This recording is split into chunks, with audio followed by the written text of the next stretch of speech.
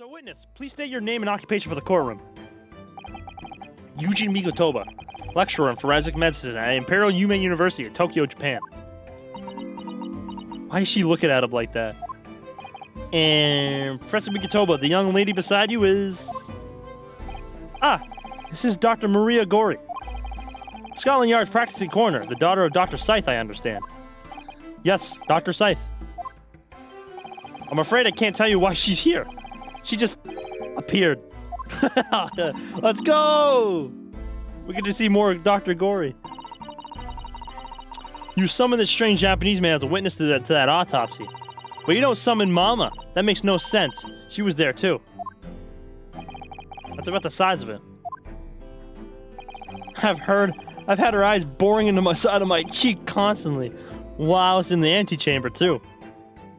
Poor man. The idea of it's making me shudder.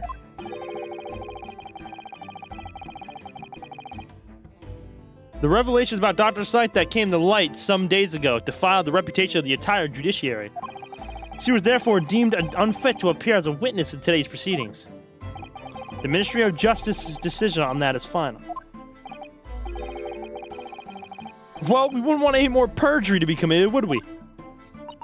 Choo.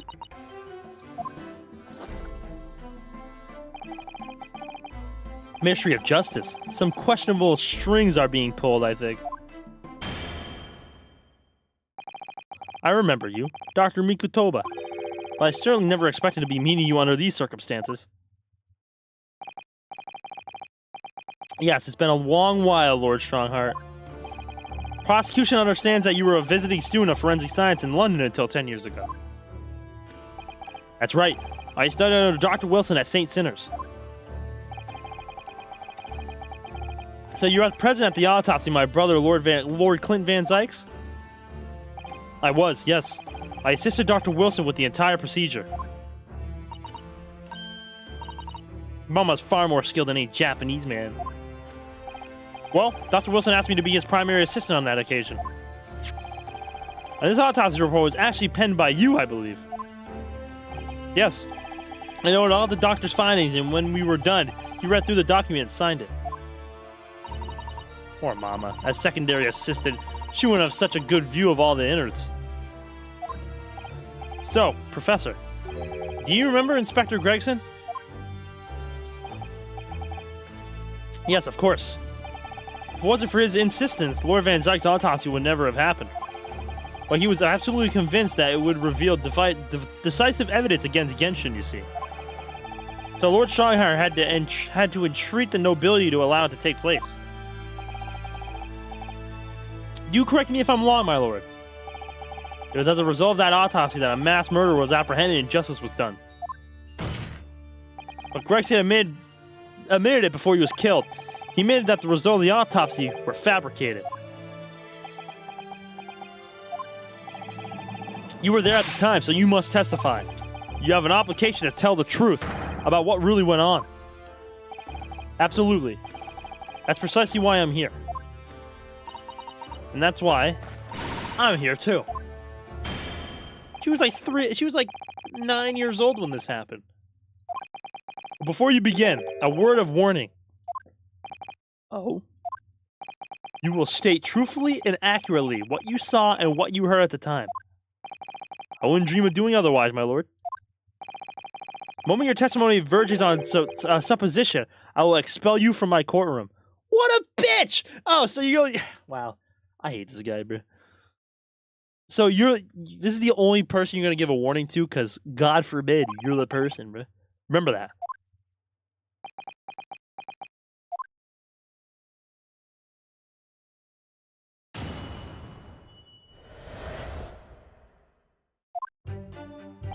From my own observations, I couldn't say there was any indication of the autopsy having been fabricated. Death resulted from a wound made by a Western-style sword transfixing the heart. That I found a little strange. There were no other signs of internal injury. Nothing questionable at all. It was just that beautiful but dangerous piece of evidence removed from the man's stomach.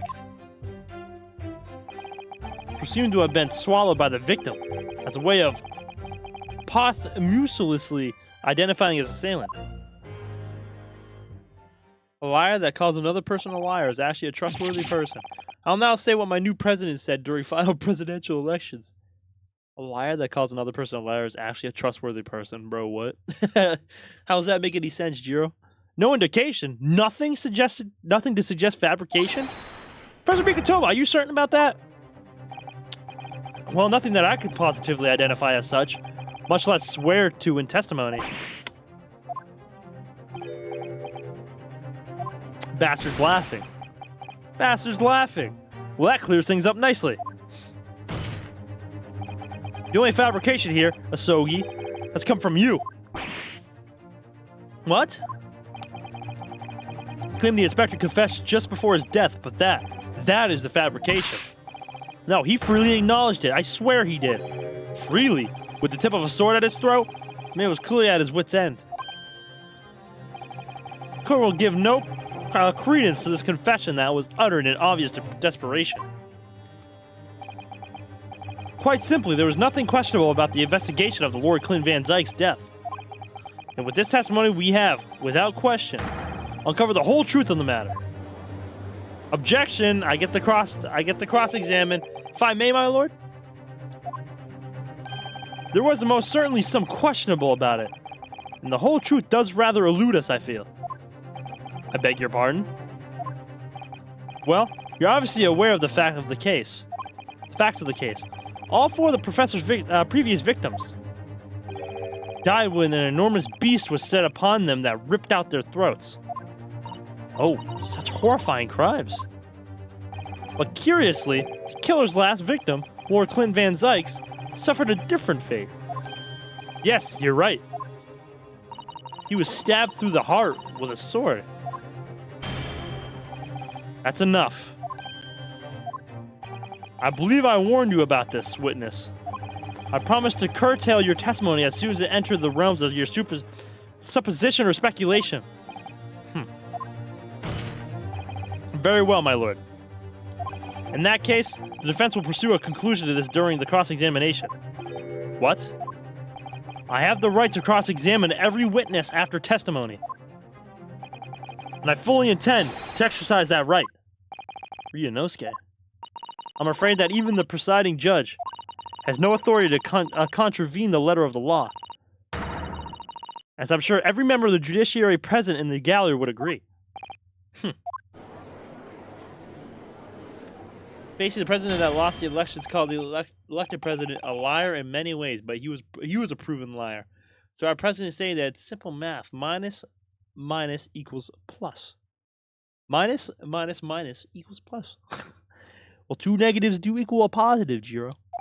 However, the moment your argument strays from the established facts, I will not hesitate to bring the cross-examination to an end. Proceed with caution. Yes, my lord.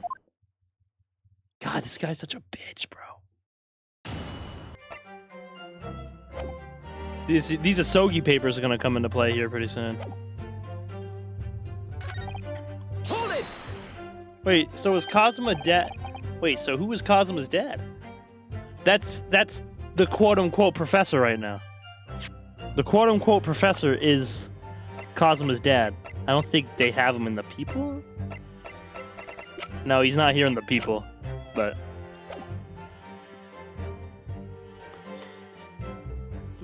you couldn't say? No, sadly not. But then you couldn't say there was any indication either, could you? No, true, I couldn't. I was at Dr. Wilson's side as he performed the procedure, recording what he did. But at the times, of course, he instructed me to fetch implements and such like. Whilst I was away from the operating table, obviously I could have missed something. And at those times, what was the secondary assistant doing? Following this Japanese man's orders to adjust the light of your passive implements. But that doesn't mean Mama wasn't a vital part of the team. Quite, yes. So would you kindly refrain from staring at my cheek like that? Professor Bikatoba, think. Was there nothing at all that seemed out of place to you? Well, yes, there was, as a matter of fact. Hold it! Guys, continue the Warframe journey. W Gorilla, continue your Warframe journey, bruh. And all of the previous 4 killings attributed to the professor.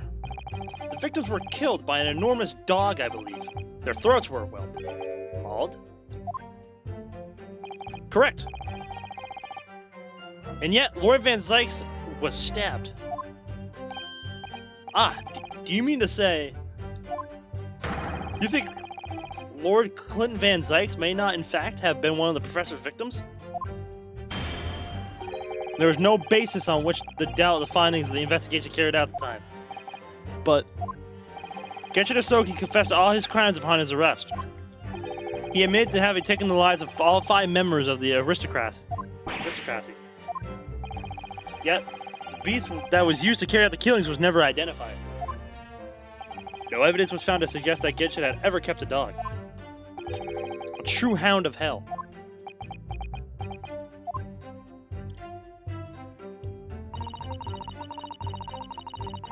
Hold it! But, you weren't actually present at the autopsy yourself, were you, Dr. Gory? Does that matter? Well, I just wonder how useful your testimony could be in that case, really. I mean, it would be different if your mother, Dr. Scythe, were in the stand, but... I've read all the paperwork about the case, and Mama's told me the story countless times. The statement I just made is exactly what's written in the autopsy report. I did confirm that myself at the time. It's true. Besides the stab wound, there were no other signs of internal trauma. I see. Mama told me all about it. Oh? She said there was nothing of note internally. But they did find an amazing piece of evidence. Something unbelievable.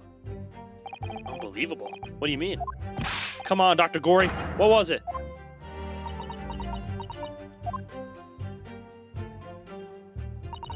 Okay, I get it now. Yeah. So pretty much the whole premises of this game right now is Cosmo was supposed to go to Britain. In the first game, Cosmo was going to go to Britain as a student. But we didn't know like any of this. But his true goal to go to Britain was to find out what really happened with his father. And here we are now. Hold it! What exactly was it though? What does beautiful but dangerous mean?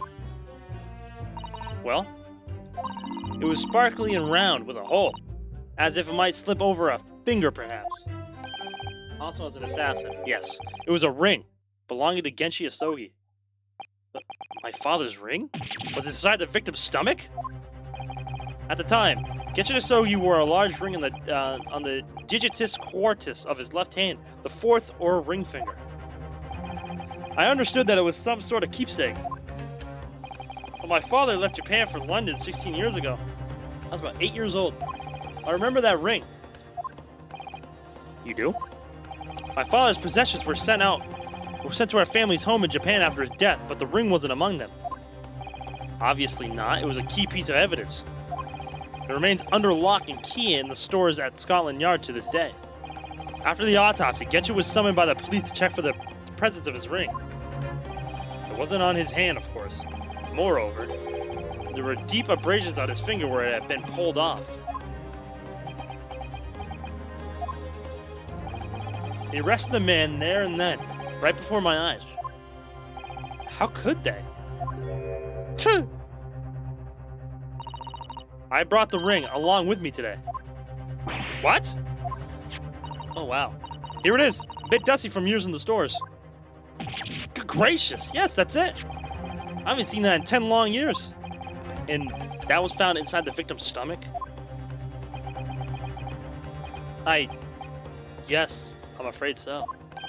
You hesitated there, Professor Mikutoba. Should we read something into that? Well, it's just that thinking back now, I didn't actually witness the moment it was extracted from the victim's body. Oh my, really? At that precise moment, Dr. Wilson had asked me to fetch him a new scalpel, you see. Dr. Gory, that removal of historic evidence from the stores requires my consent, does it not? Choo! However it came to be here, the court cannot deny that this is crucial evidence for today's proceedings. Very well, you may submit it.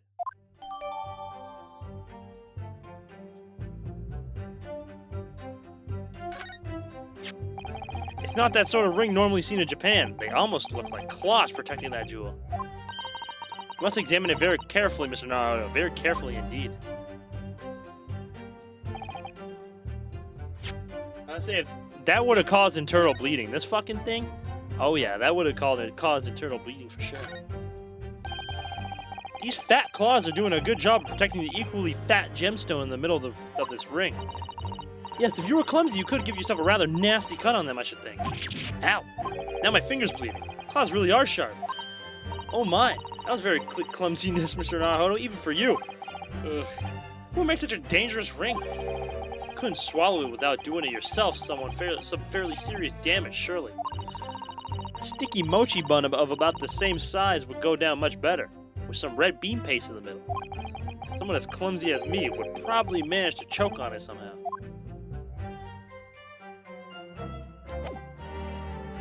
Here's my theory. Strongheart blackmailed someone. Oh yeah, no. He's pretty much the whole mastermind behind all this. He's the one that pretty much coerced Wilson and Gregson to fabricate this. Objection! The court has heard that the ring was extracted from the victim's stomach. Well, you didn't actually see it being removed, did you, Professor Mikotoba? That's right. As I said in my testimony before, at that moment, I was fetching, a replacement scalpel that Dr. Wilson had requested. In other words, you can neither confirm nor deny whether this ring, in fact, really came from the victim's stomach or not. What are you suggesting, counsel? That the ring was never in the victim's stomach to begin with. It's entirely feasible that Dr. Wilson fabricated that detail about the autopsy. What are you saying?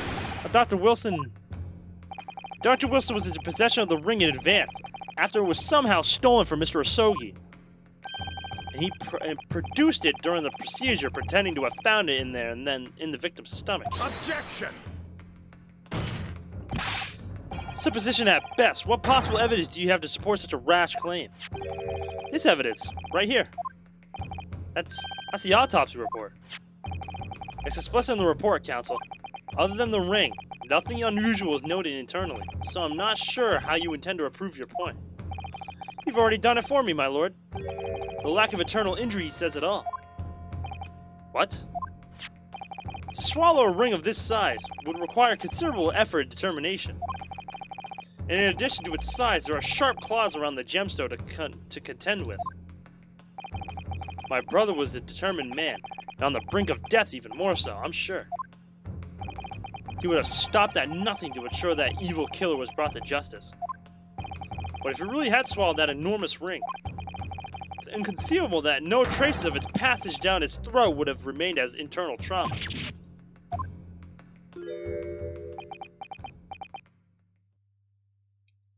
And there you've arrived at the sticking point.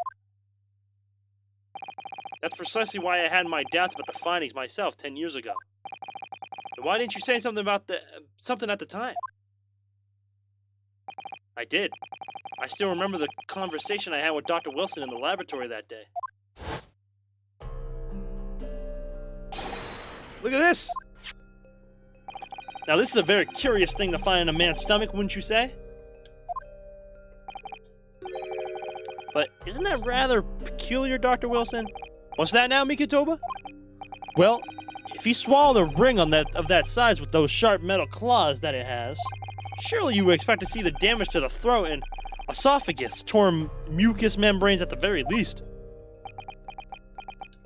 Dr. Mikotoba, may I remind you that I have vastly more experience than you. I'm terribly sorry. That's it? I can think of plenty of ways to explain why no injuries would be seen. No, let's say this. The victim would appear to have ingested the item as evidence to identify his assailant. Go ahead, write it down. Wow. Then give me then give me how, bro? Because no way. So I was right, Dr. Wilson deliberately fabricated the results of the autopsy to implicate my father. I'm disappointed, counsel. That argument is nothing more than speculation. What? Dr. Wilson was Britain's leading authority on forensic science and autopsy work. There's no scientific basis on which to doubt the man's expert opinion. Pardon the interruption, my lord, but Damage to the mucous membranes of the throat is easily identified, even in the living subjects. Using a device called an endoscope, recently demonstrating practical use of France. I want one. The government can pay. I don't think so. And Dr. Gory. Rest assured, your removal of evidence from the stores without permission will not go unpunished.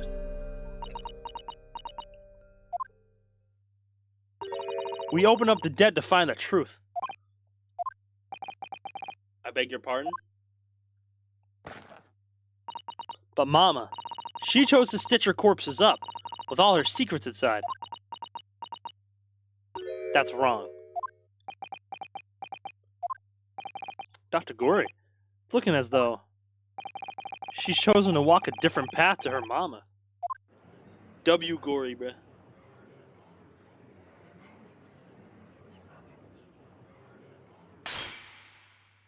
Yes, the ring.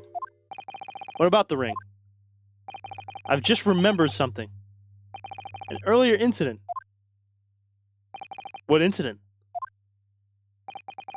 The one I recounted to you before, about a memory I have. Of Genshin Asogi saving my life. What? My father saved your life? It was 10 years ago, on a foggy night. Genshin and I were walking down some back streets at a late hour. All of a sudden, don't make a peep, you're coming with us. All of our assailants were armed with pistols, their faces obscured by scarves.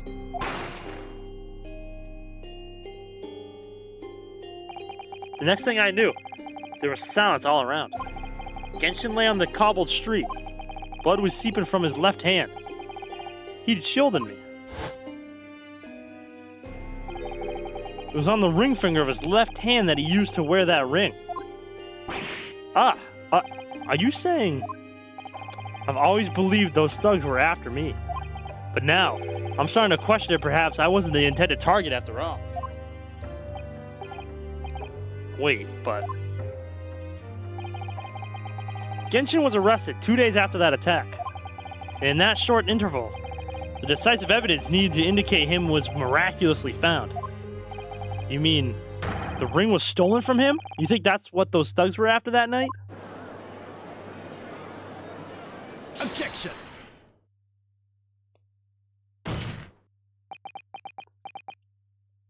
You pathetic coward. You expect me to believe that you weren't involved? What do you mean by that? It was you, wasn't it? You're the one who took it. You stole my father's ring. You set the whole thing up so you could paint him as a mass murderer and have him arrested. Objection! Kazuma, open your eyes.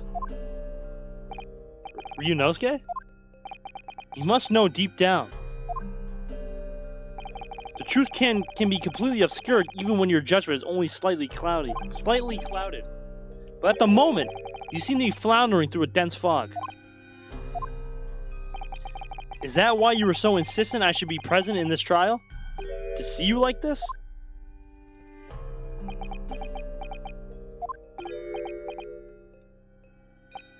Well, this is an amusing spectacle. What a grandiose expression on your face, as if you were Lady Justice herself. It seems you've thoroughly convinced yourself of this alleged fabrication of the autopsy report results. So much that you apparently blind to the blatant contradiction that would be born out of it. What? Though it's extremely hard to believe, let us imagine that there was some misconduct during the autopsy. If that were the case, why would Asogi not have disputed the findings in his trial? Oh. In the closed court hearing 10 years ago, the defendant never once denied the claims against him. Isn't that right, Lord Van Zykes? Shut the fuck up, Hiro. Shut up, you fart! Shut it, you fart! Yes, that is indeed correct. Upon hearing the verdict of guilty, he merely closed his eyes, quietly accepting the judgment. The actions of a man who accepted his responsibility for his deeds and is resigned to his fate. But But then... Oh my, that is very strange. Mr. Asogi did nothing to oppose the charges against him, then... That would surely mean there was no fabricated evidence. An obvious conclusion at which you should have arrived many minutes ago, Prosecutor Asogi. Your twisted loyalty and clouded judgment are hampering your ability for logical thought. Genshin Asogi's silence at his hearing can mean only one thing. There was no fabrication of evidence during the autopsy of his final victim 10 years ago.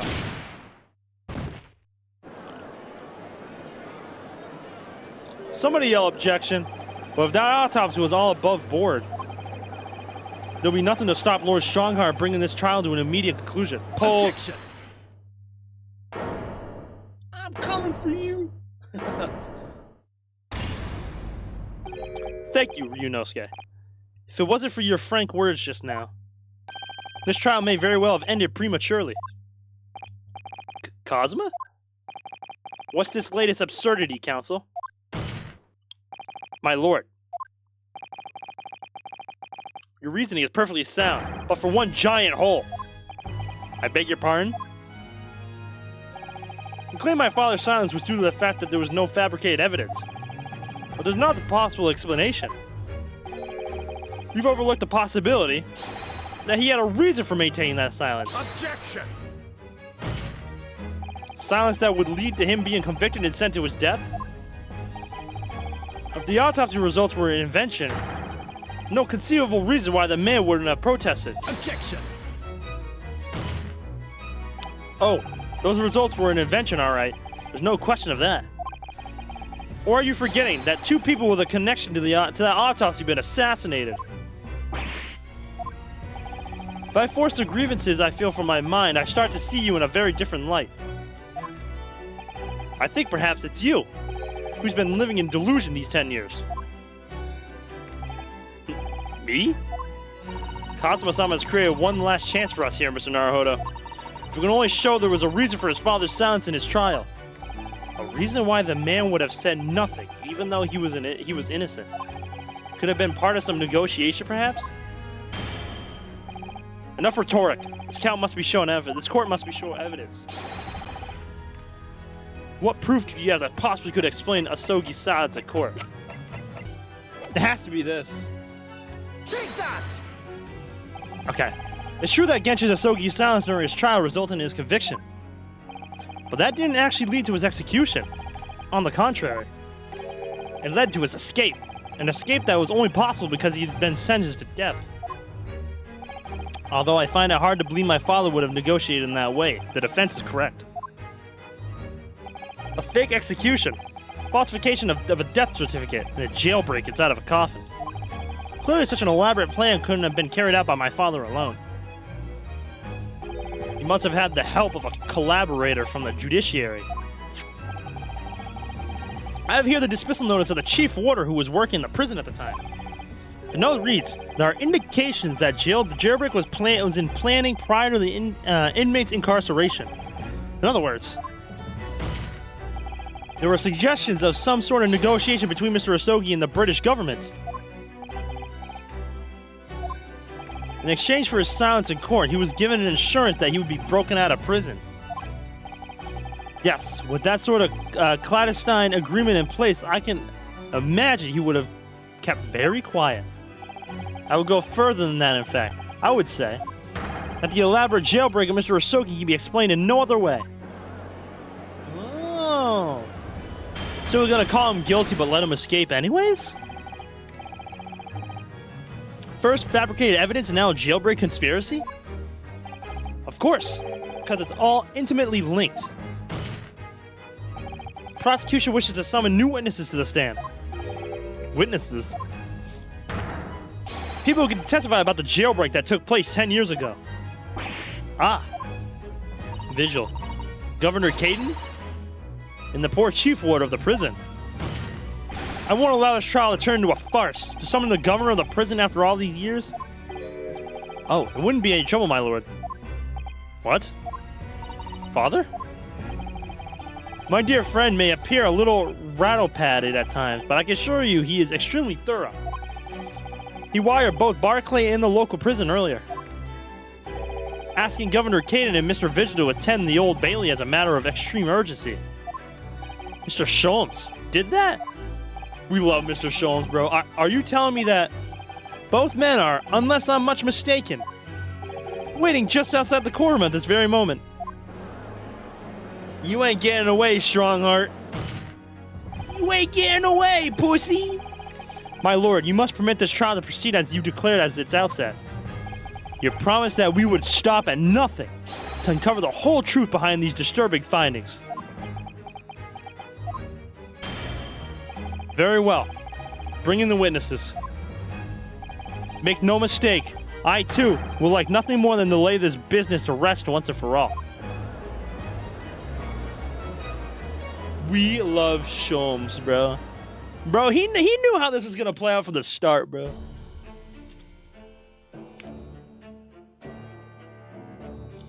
I love how Van Zyx is just there. Will the new witnesses state their names and occupations for the court, please? I, Barry Kane, Governor of Barclay Prison. Everyone calls me Gossip. I sell jaunty little tidbits to pass about your other persona, if you don't mind. Oh, I do beg your pardon. Of course. Sure. My name is Daily Vigil. I used to be the chief warder at Barclay Prison. The reason you've been summoned here to court today is to testify about the jailbreak of the so-called professor 10 years ago. Losh, the professor? You've already been through all this before, a decade ago. And the conclusion was that there was oh my god, there wasn't anything untoward happened.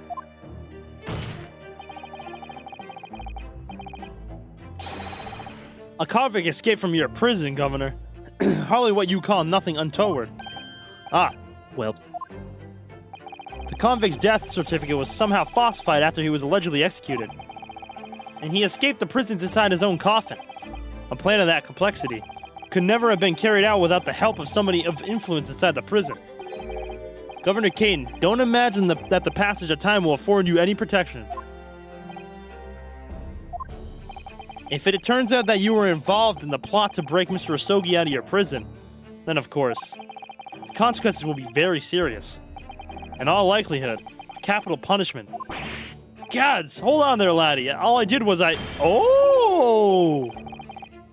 All I did was what? All you did was what? Ah, aye, sir. You have a critical role to play in the public safety of our country, a great responsibility to shoulder. The significance of your testimony in court cannot be understated. Therefore, think carefully before you speak. And Prosecutor Asogi, if you threaten the witness again, you will be held in contempt of court. My apologies, my lord. No disputing the fact that an intricate jailbreak plot was enacted 10 years ago. Clearly, you were both involved in some way. So you will testify before the court now and explain exactly what took place. Very well. Let the witness give their formal testimony. Tell the court everything you know of the plot to break Asogi out of Barclay 10 years ago. Excuse me.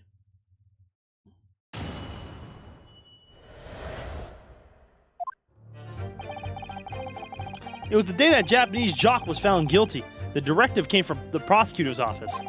I assigned the convict to the chief warder Vigil here and put the plan into action behind the scenes.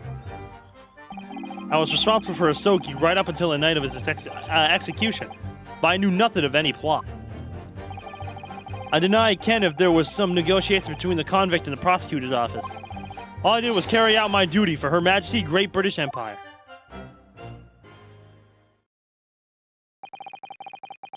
Imagine Yagami fighting a fucking Supreme Court judge who was mastermind. You fought him in real life too? Or like fought him like outside?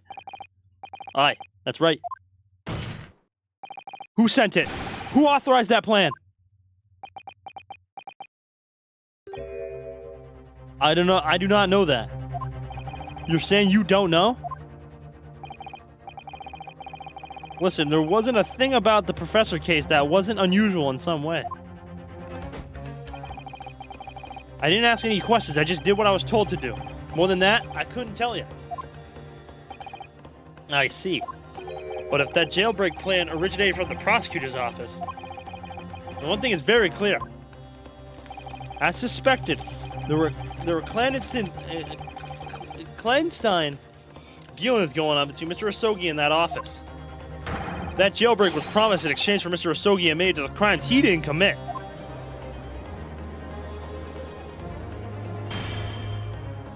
That, Counsel, is nothing more than speculation on your part.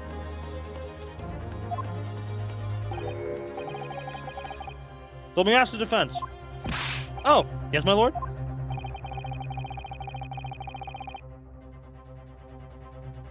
I fail to see how these witnesses have any more pertinent information here. Do you intend to assert your right to a cross-examination? Of course I do. Absolutely. I have no intention of squandering a single opportunity, my lord. Seems all you Japanese are fiercely tenacious. Very well. Proceed, counsel. Why are we screaming? Yes.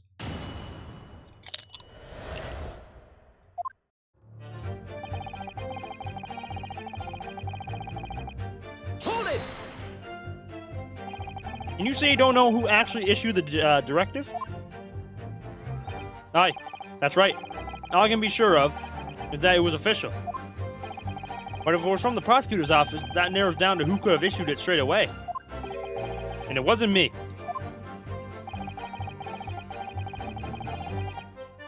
I can't even say with certainty that it did originate from the prosecutor's office. What? No telling where it started. There's a fair chance it came from a higher up the ladder. Basically, I cannot give you any indication of who was behind it. Can't be serious. All we can say for sure is that order must have come from somebody in authority, I suppose. The likes of us on the ground, as it were, didn't bother with idle speculation. We just get the job done.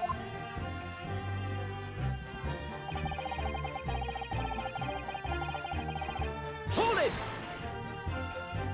So, Mr. Vigil, you didn't know anything about it at all? Oops. That's right. My only role in the scheme was as a scapegoat. That's right. Isn't it, Governor?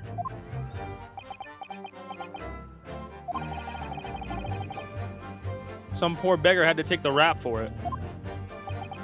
Wow. Alright then. Who else didn't know about the plan? I have no first idea, laddie. My part in the whole business was basically just dealing with the aftermath. I wouldn't be surprised if there were other folk in the prison service who had been given similar orders. So you don't know who else was involved? Aye, that's right. All I can tell you is that the night it actually happened, the person at the reins was Dr. Stevens. Dr. Courtney Stevens, or Dr. Sight as she's known now. Why have to get caught up in such a terrible business?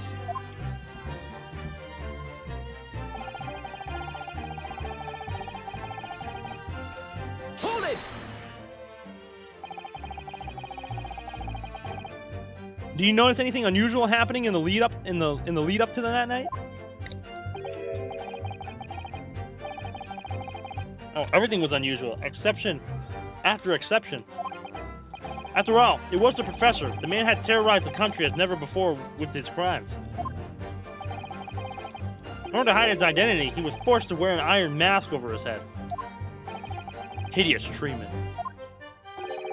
The fellow was surprisingly docile for someone who had taken the lives of 5 of the country's nobles.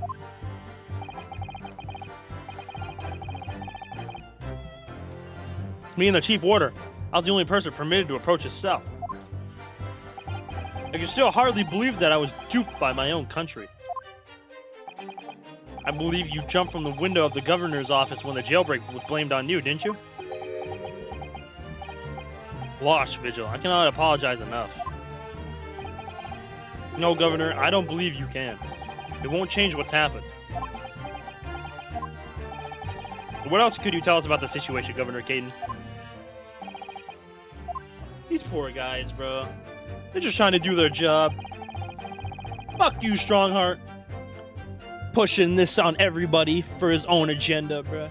Just to be like the highest of the high. I forget the name of the title, but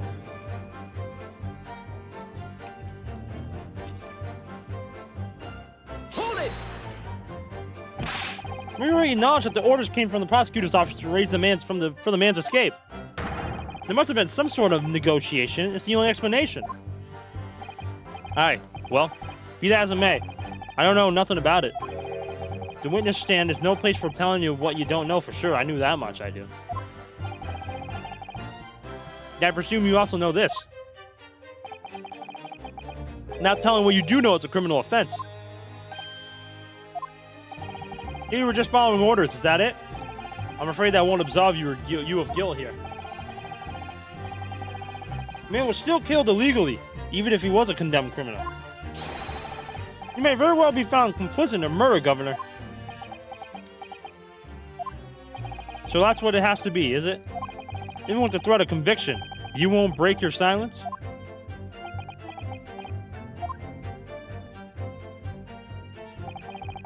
For 1080 both! Get him, Bendy, get him! Hold it! Do you carry out the plan in its entirety? I did everything I could at the time. As you know, Genshin Osogi was shot dead in Low Gate Cemetery after he escaped. Tell me, was that part of the plan too?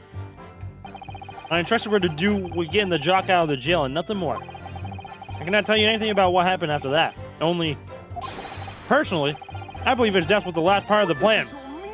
Oh! Excuse me. Excuse me!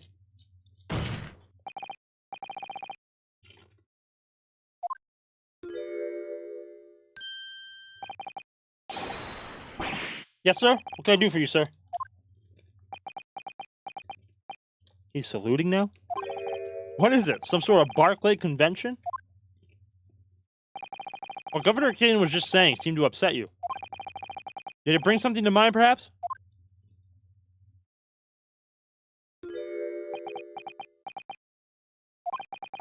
For the last 10 years, I've completely blotted out the memories of that time from my mind. I was betrayed by my superiors, in the name of my country.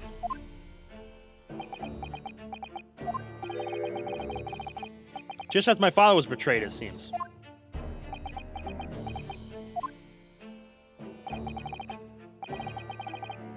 But you see, thinking back now, I really can't imagine that shooting of Mr. Osogi in the cemetery was ever part of the plan. What makes you think of that? Well, it just doesn't make sense, does it? I like Vigil's theme, too. This theme is really good. Well, it just doesn't make sense, does it? To make the man admit to his crimes, he didn't commit with the promise of a jailbreak, only to kill him in the end. That's treachery of the worst kind. But the point is, the intention was to always betray him. Why would there be any need for all the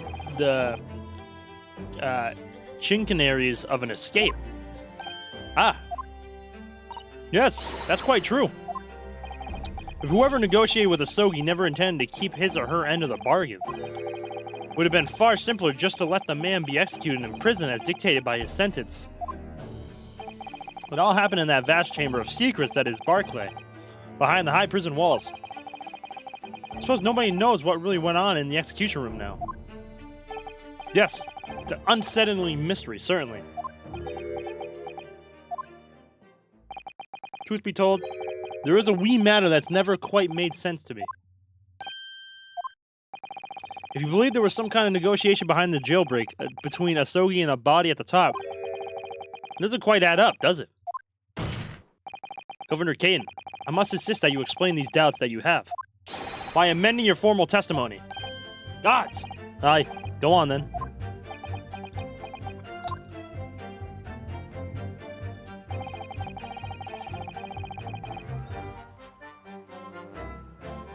Hold it! Main to the crimes. That's what you had to bargain with Shirley? I cannot see that myself. After all, did the prosecution have no conclusive evidence against the Carly, eh? This you mean? Discovered during the final victim's autopsy. There's every possibility this conclusive evidence was fabricated by Scotland Yard and the prosecutor's office. Objection! Possibilities are all very well, but nothing has been proven. You can holler about misconduct in the trial 10 years ago all you like. But if you cannot establish that it happened with the hard evidence, no one's going to listen. Aye, that's right. So what I'm saying is, the convict had nothing he could use for any kind of bargaining at all. The witness makes an astute point. Logically, it would seem no negotiation could have taken place. And yet the plan to break the man out of prison was definitely put into practice. So he must have been armed with something that gave him an angle to negotiate. So Sogi-san agreed to confess. I really don't think that Kazuma-sama's father would have engaged in such negotiations. And perhaps something compelled him to agree? What a terrible thing. Using the law to legitimize such underhand dealings with the desperate man. Only to double-cross him in the end. It's quite the opposite of justice. I can't help feeling there's something about this apparent negotiation that doesn't quite add up. Something doesn't quite add up, Mr. Naruhodo. No, it doesn't. But I can't quite put my finger on what yet.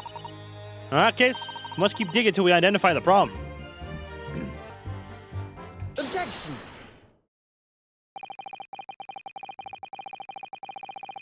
Confessing on our oath to murders he didn't commit on a verbal assurance of later being broken out of prison. Yashida Shogi was taking an incredibly risky gamble. Very true. There was nothing to stop the British breaking their word and executing him behind closed doors anyway. Under normal circumstances, no man would stake his life on a gentleman's agreement like that. Which means that Mr. Osogi must have had a trump card. Something that guaranteed he wouldn't be betrayed. Some kind of weapon. Havers!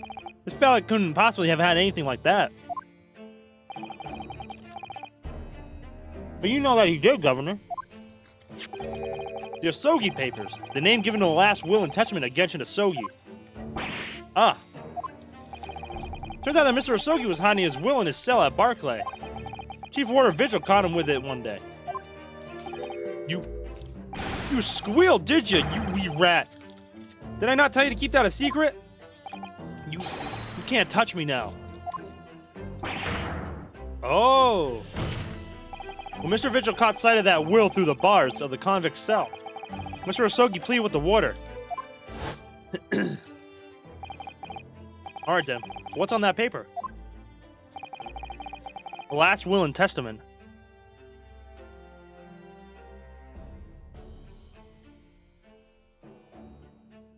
So these Osogi papers aren't really the Osogi papers. This will is the only weapon I have left now.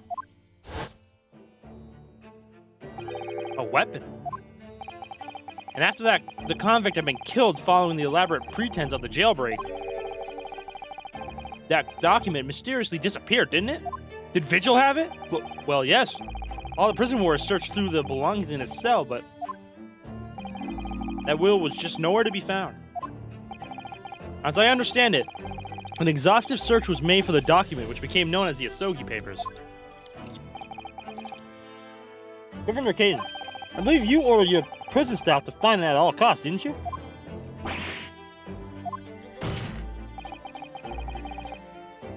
Would I be right in saying that you knew? You knew that the so-called Osogi Papers had the potential to make great waves somehow? Kings, what the blazes are you blethering about? The will was found, right and proper. In the fellow's cell where I said it would be. But how can that be? We're in his cell.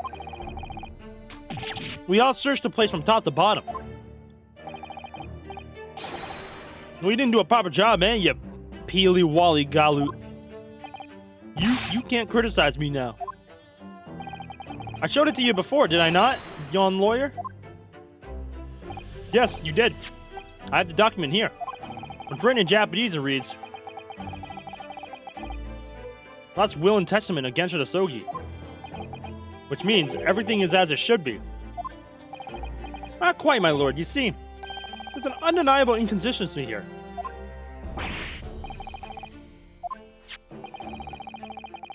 Mr. Asogi described this document as the only weapon he has. Yet this will contains nothing of significance at all. Nothing that would have given the convict any leverage. Are you suggesting, my learned friend? These are fake. The last will and testament stored at Barclay Prison all these years is actually a fake? As has clearly been demonstrated already. What went on at Barclay Prison was far from above board.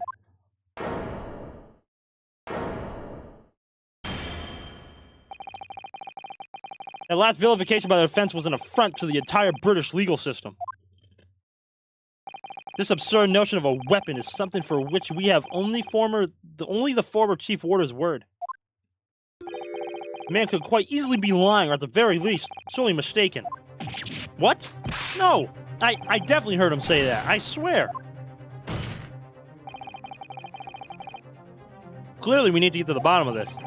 We need to know exactly what happened with these so-called Asogi papers. A waste of time. If the will was fake, where's the real document? Objection!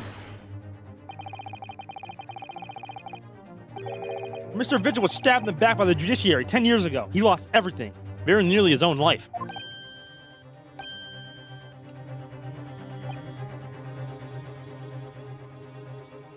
And now you're going to do it again.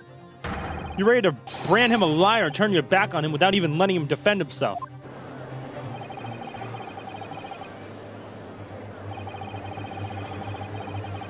Yeah, get him! Fuck you, Strongheart!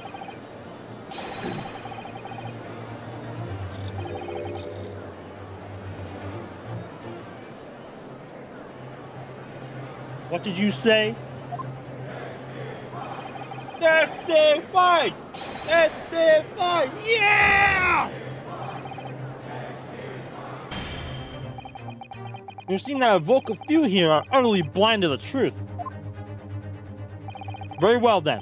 Let the witness testify again. Tell the court precisely what you think you saw of the convict's last will and testament. Yes, sir, my lord.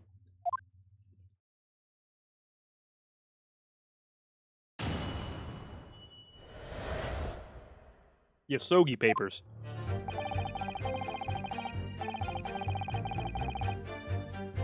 As a warder responsible for condemned convicts, I attended Mr. Asogi and kept watch over his cell. Testify! Joe! The night after he was found guilty in court, he was doing something with that will in his cell. He turned the cell inside out looking for it after the execution, but to no avail. I only found it about the Asogi papers when a directive came and told me to impound them. The document was in folds of the fellow's robe that was left in his cell, a kimono, I think it's called.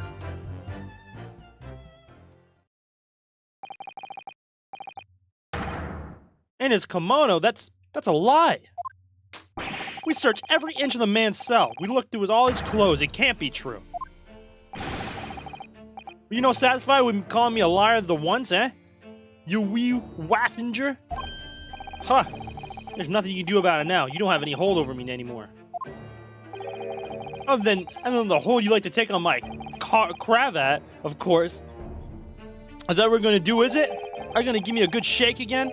Or are you too scared? Oh shit. Little and large. What a double act. We complied with Asogi's will as far as was possible. All of his personal effects were delivered to his family at a home in Japan. That's a courtesy to the homeland, the most notorious killer our country has ever seen. I can confirm that all my father's belongings arrived safely. Aye, and you cannot deny the handwriting is that your old man, eh? Yes. There's no mistaking that it's my father's brushwork. Really? This last will and testament was the man's last weapon, was it? I think we can safely assume that the convict was merely prattling, knowing that his end was nigh. So, counsel for the defense. Cross-examination, please. Yes, my lord.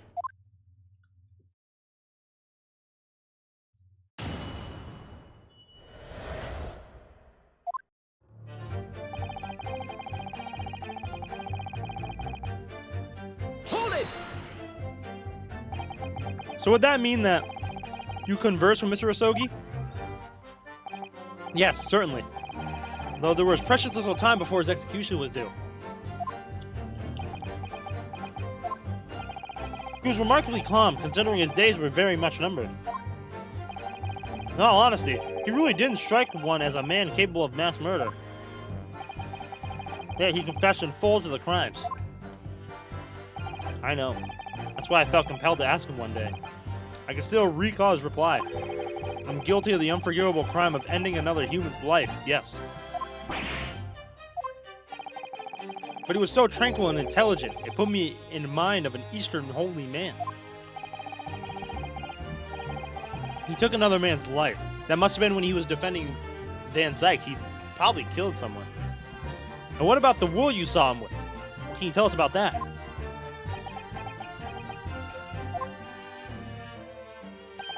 It was the beginning of all the drama. I remember it very well, yes.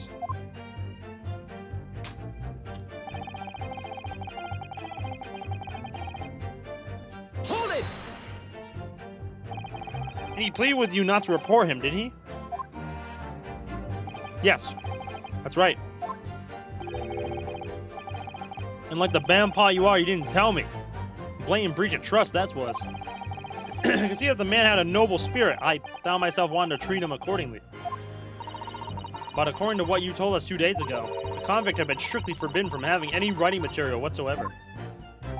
Yes, you're quite right. Ah, so when exactly was the will penned? That was before the man was remanded in Barclay, obviously.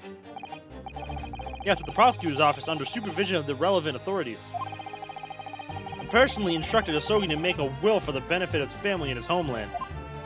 In that case, why is it found in his cell? What do you mean by that? Well, if it was penned by at the prosecutor's office, would you have expected that it would remain there for safekeeping, surely? Ah! Curious. There doesn't seem to be any obvious explanation for why it was subsequently found in the convict's cell. Oh, well. The defense makes an astute point. Well, Governor? Prison governor cannot be expected to know the inner workings of the prosecutor's office. In that case, Lord Strongheart, perhaps you can shed some light on the matter. I'm unable to offer an explanation here and now. What a bunch of bitches! I would have to consult with the notary responsible for the will at the time. The notary. That's all. The fact that my father's will was discovered in his cell clearly inconsistent with what was expected. I want to know why. Another inexplicable mystery then. Well, the thing is about that will.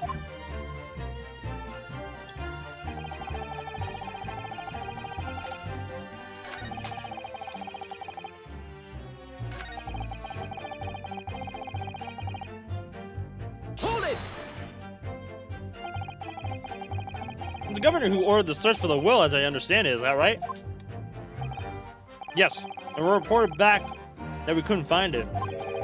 He grabbed me by the cravat and yelled, "It cannot have disappeared completely in my face." Aye, well, it's due to the government to keep everybody working as hard as they should. I think the government needs a wee taste of its own medicine, Mr. Naruhodo. Point is, it was clearly considered a very important document, wasn't it? But it proved impossible to find. That's right. Then before I knew it, it was in the morning paper, that blood-curdling article. The accused mass murderer who had risen from the dead.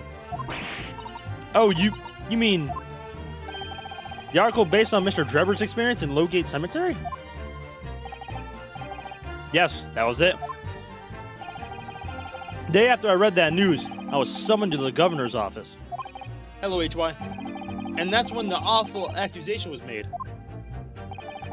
That you aided Genshin Asogi to escape from the prison, resulting in your immediate dismissal. I'm afraid I really don't remember anything after that.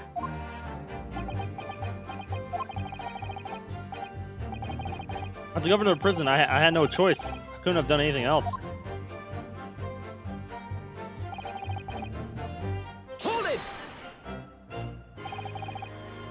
That directive came from the same source as the one instructing you about the jailbreak.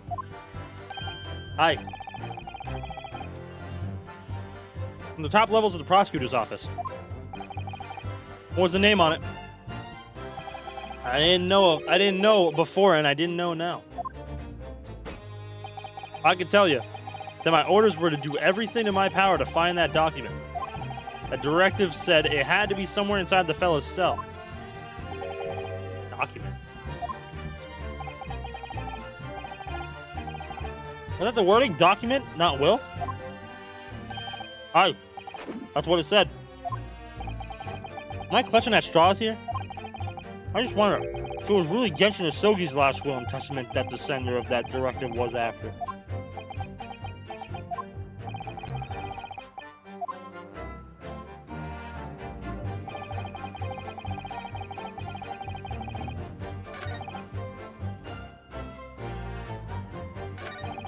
Hold it!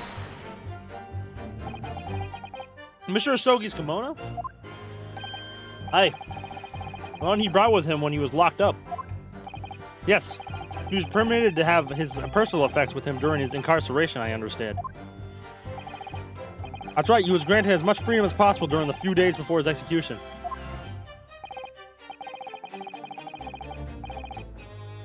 And he had a number of items of personal significance, I remember. He was very reluctant to part with them. Some books. That kimono. His sword. His sword? Kuruma, the famous sword of the Asogi clan. It bears the soul of my family. I don't doubt it, but I wasn't really getting at that. Forget about being the soul of the clan. Could the man have had a more obvious weapon? Have some respect, Ryunosuke. Respectful silence? The warders carry firearms all the time, and the inmates have shackles around their ankles. Couldn't hurt anybody with that thing. Still, there was a lot of sword, but no writing materials? Aye. He wrote that will after, before he came to stay with us at Barclay, you see. Dr. Mikotoba was asked to bring the necessary Japanese writing implements to the prosecutor's office. A Susuri inkstone, a black sumi ink, and some Hanshi rice paper, no doubt. I was present when he wrote it. I'm sorry to say, the letters just look like a squirming mass of jet black earthworms to me. Excuse me. Get him, Vigil! I'm fucking loving Vigil right now, bro. Are you feeling faint, Mr. Vigil? Mr. Vigil. Sir, it was Scarlet, sir. What? Oh, I'm terribly sorry. I didn't mean to blurt it out like that.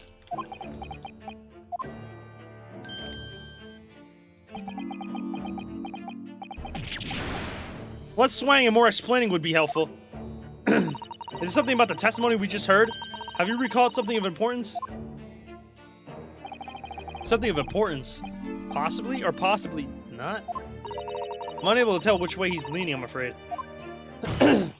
My lord, the defense asks that Mr. Vigil be permitted to supplement his testimony with this possibly not important detail.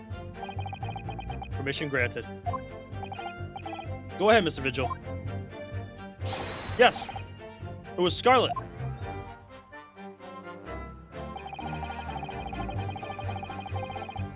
It was half written in scarlet ink, but perhaps I'm mistaken.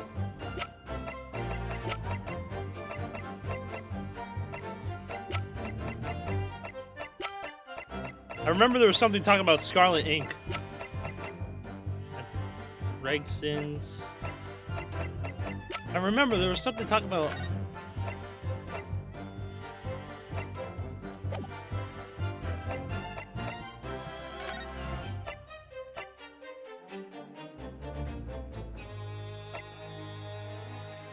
Additional notes. Recent scarlet ink stains visible on the little and ring fingers of the right hand, but no document and corresponding ink was found. Okay.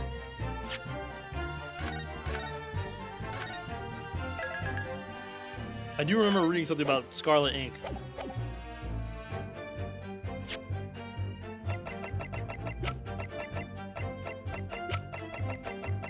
Objection!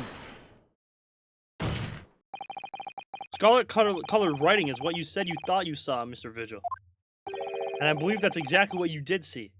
What? Havers again, you have no evidence to say that. Have a look at this report.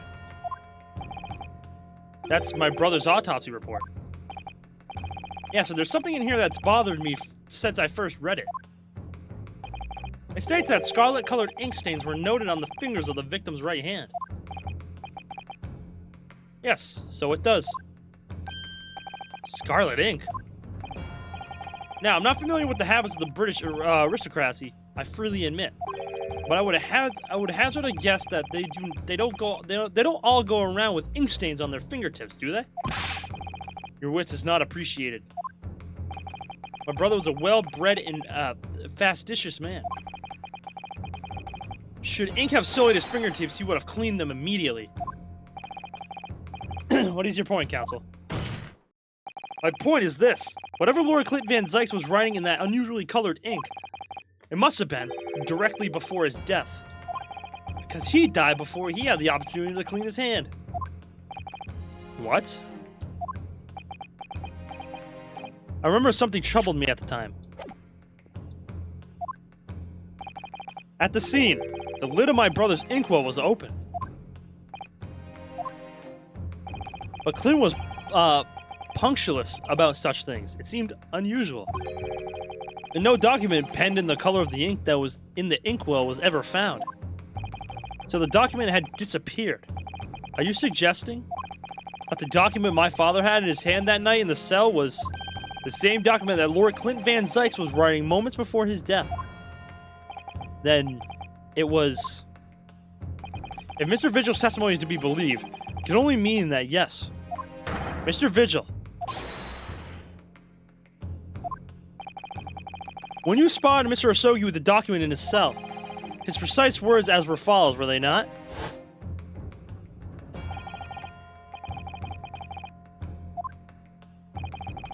A last will and testament. This will is the only weapon I have left now.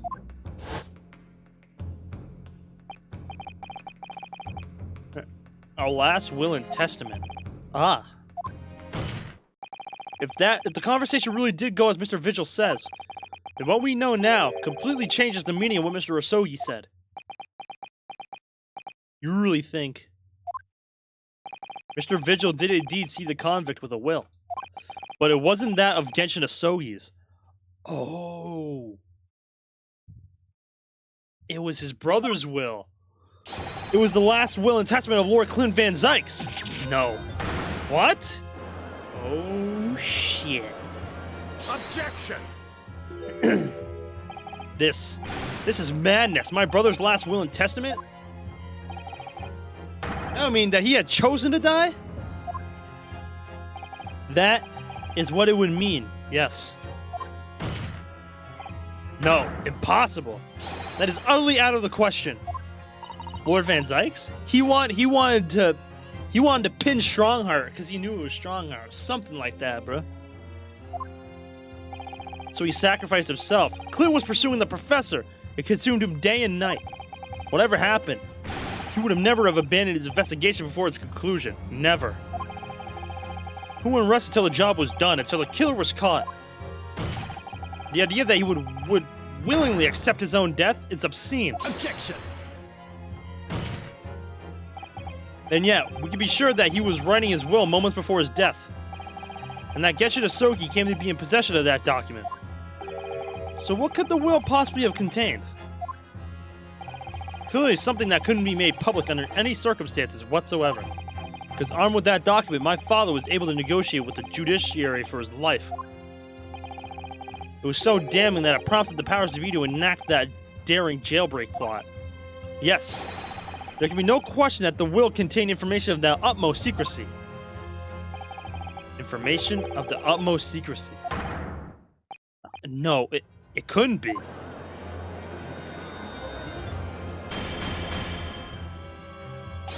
I've heard more than enough. Pursuing this notion of a phantom will nobody can attest to have seen serves absolutely no purpose. Objection! No, my lord. That's unacceptable. What did you say, Counsel? The last will and testament that Genshin Asogi had in his possession was that of Lord Clint Van Zykes. All the testimony and evidence presented to the court has logically led us to that possibility. We have a duty to pursue the line of reasoning to its conclusion. But with no possible means of knowing the contents of the document, there is no line of reasoning to pursue.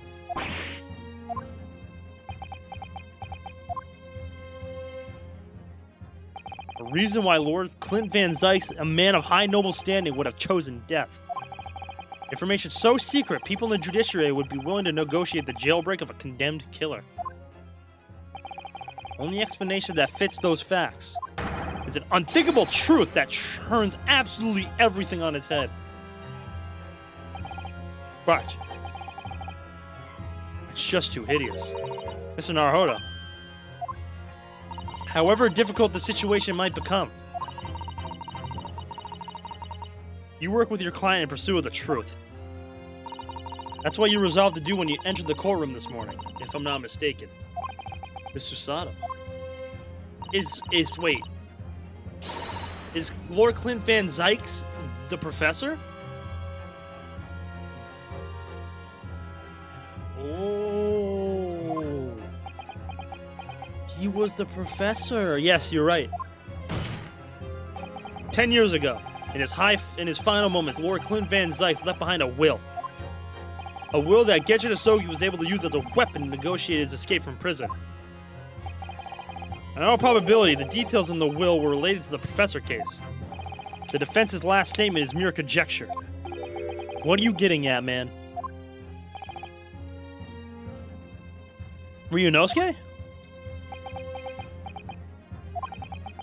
As soon as these words come out of my mouth, there's no going back.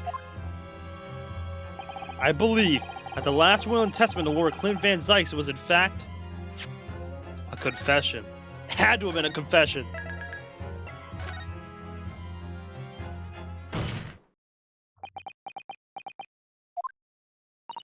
You can do this, Mr. Naruhodo. Of course he was. You can't just say of course he was, bro.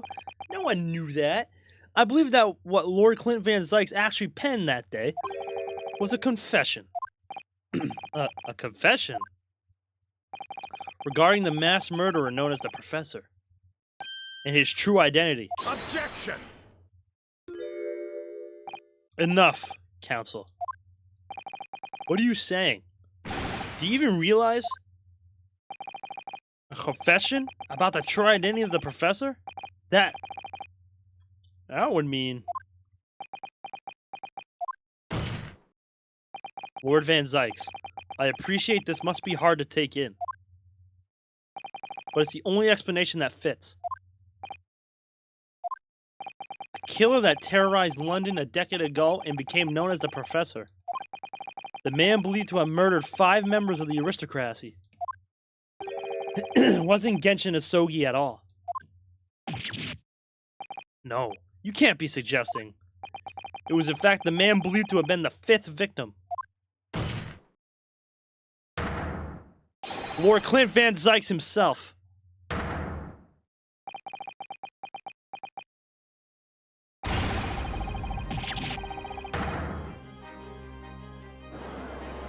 Oh, they're even scared right next to him. It's finally open, is it? Pandora's box. Oh, wow. The great Van Zykes family, they've been thoroughbreds of the British judiciary for years. And Lord Clint Van Zykes, he was a paragon of justice in the capital. But he was actually a mass murderer? A perpetrator of atrocities of the vilest nature? If the general public ever found out, law and order in this country would be gone. My brother? Oh, this is too awful. Poor Lord Van Zykes. I wonder, though, did he never suspect Mr. Naruhodo? Lord Barog Van Zykes is a brilliant prosecutor. Is it conceivable that he didn't realize what his older brother really was? Lord Van Zykes. The professor made use of an enormous hound as his murder weapon. Tell me, did your brother own a dog? Yes, he did. Balmung, Balmung. He was a well-known hunting dog. People called him a giant. I don't believe this. His brother's the professor. He was trying to catch oh, wow, bro. When my brother would go hunting in the forest of the grounds behind the house, he always took Balmung. After Clint's death, the creature passed away too. Almost as if he were following his master. He was a magnificent hunting dog, worthy of the jewel-studded collar around his neck. And that's the thing we found in Natsume's room! That's right. Yeah, Balmung is like something like that. That's right, though sadly, some years ago now, it was stolen by a thief who broke into the house one night. And that was the capital arrest guy who stashed that in Natsume's old room. The fact all of these cases are like intertwining with each other is insanity, bro. A jewel-studded collar stolen by a thief. It so happens that myself and my colleagues have come across such a collar during our time in London. How could you? There was an old emblem attached to the collar, too, made of pure gold. It was topped with a small crown that bore an ornate capital letter B. What? An emblem bearing the initial B? Oh my, you know it? It's the insignia of the Baskerville family. The Hound of the Baskerville, the first story!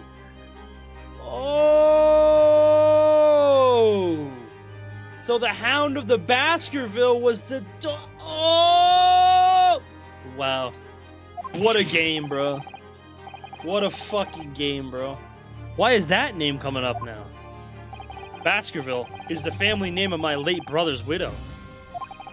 That pure gold emblem was a heirloom which Clint acquired upon their marriage. There can be no doubt that the collar you've described was Balmung's.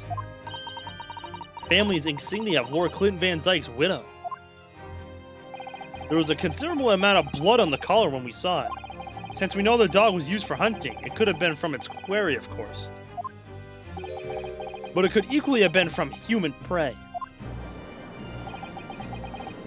So is it true then? Clint Van Zyke really was the professor? Impossible. These Japanese are making it all up to exonerate their own. So in fact, the person responsible for these murders of nobles and royals was a noble himself. And that threatened to be an enormous scandal that would irrevocably destabilize British society. My father knew that, and was using it to negotiate his way out of the unjust charges brought against him.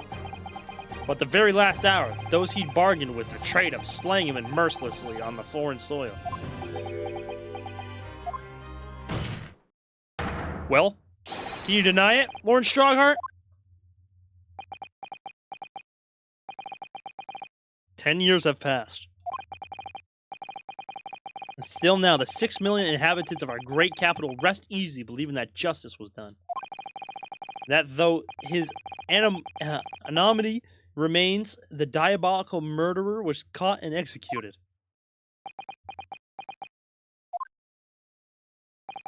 Very well then. You may have the truth.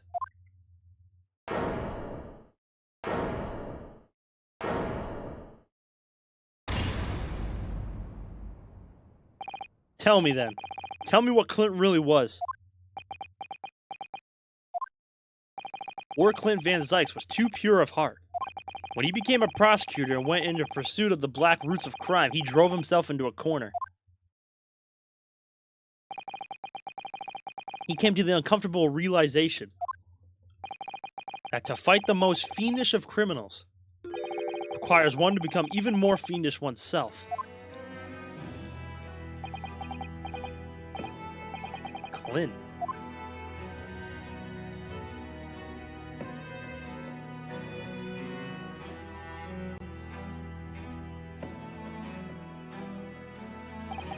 The 19th century was a truly miraculous 100 years for Great Britain. And indeed, the whole world. New industry, new technology, and with the birth of the Metropolitan Police Service, new law and order. But these dazzling new developments meant ever deeper shadows were cast on society. Water sullied by factories, air thick with noxious fumes and crime, growing daily to fill the darkness. Oh, hey, it's Sholmes' house. Lord Clint Van Zykes made it his mission to combat the darkness.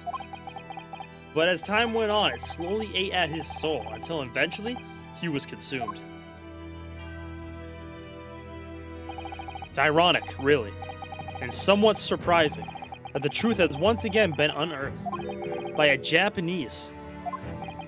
Once again? What do you mean? 10 years ago, your father, Genshin Asogi, turned up at my office one night. The professor? Yes, beyond all shadow of a doubt. You must issue a warrant to search his home at once. Don't be absurd. The man comes from one of our country's most illustrious families. He's a paragon of justice here in the capital. Yes, that's the point. That's why none of you British can see it. He's using his noble status as a diversion whilst he commits these atrocious crimes behind the scenes. Do you have evidence? Nothing definitive as of yet. But he keeps an enormous savage hound on the estate. We need to fulfill the support of judiciary for this. We're up against a member of the aristocracy. So a large family estate has a fierce guard dog. You should know that's commonplace here in Britain. I'm sorry, but I can't possibly put Scotland Yard onto this based on tenuous accusation of a visiting student.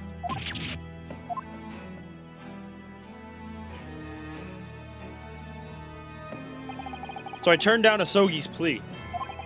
As a result, he took it upon himself to visit Van Zykes' mansion on his own. I can only imagine now what happened between the two men. Though we know the outcome, of course. Lord Clint Van Zykes perished. I don't believe this. So, in actual fact, Cosmo-sama's father did? He made the late Lord Van Zykes meet the same fate. He put a permanent end to the professor killings by taking the drastic measure of ending the perpetrator's life. As soon as I hurried to the mansion when I arrived. It was easy to grasp what had happened. And what about the will? Asogi must have already taken it. Nothing of that nature was found at the scene. We had no idea of the existence of such a document at that time.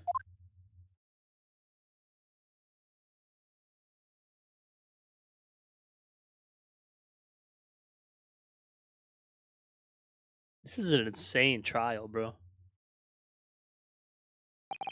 I was the only person who knew of the true identity of the professor. So, I resolved to keep it a secret, and to guard the secret to the bitter end. So you're admitting to it? That you were behind it all? It was you, then, who pinned the crimes on my father. I did what needed to be done in order to protect the law and order of the British Empire. Even if that meant employing an unforgivable ruse. Then it was you who arranged this fabricated evidence.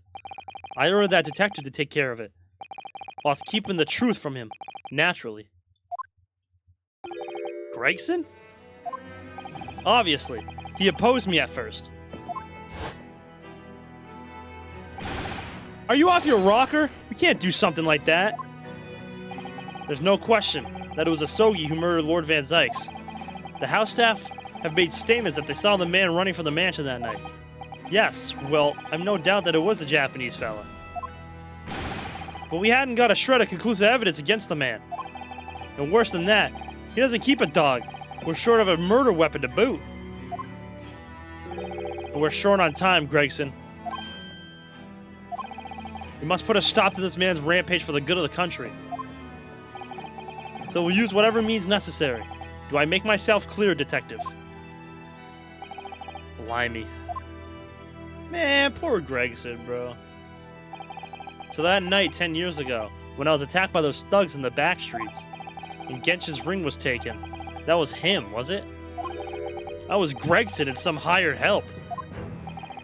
Then the detective handed the stolen ring to Dr. Wilson, who feigned its discovery from the victim's stomach during that autopsy.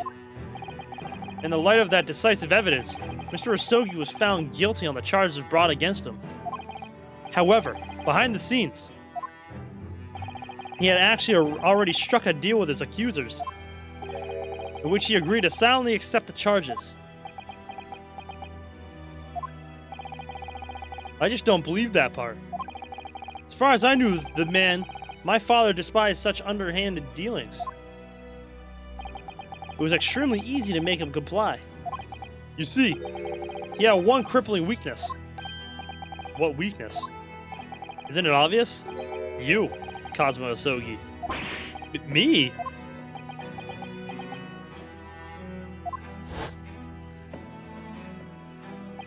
Perhaps you have no desire to return to your homeland, Asogi. What? Though I hear you have a 14-year-old son. Agree to cooperate and accept your guilt without contention. And you will see Japan and your son again. You scoundrel. Whether you choose wisely or not, it will be a closed trial by order of Her Majesty. So whatever rash claims you might make in court, we'll have no trouble in stifling them. There's only one outcome for you, Asogi. The gallows. Don't forget that I still have a weapon at my disposal.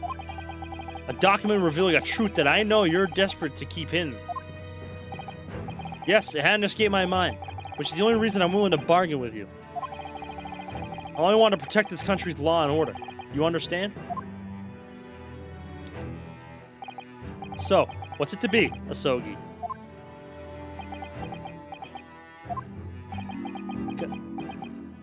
Kazuba. Aw, he just wanted to see his son again, bro. He did it for me? And as I told him at the time, my motive was simply to protect Britain from the damage the truth would do. To protect this country's law and order, at any cost.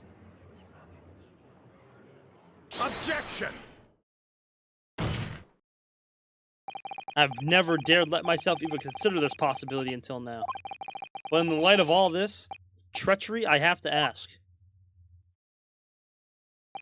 The mastermind behind the Reaper of the Bailey. Was it you, Lord Mail Strongheart?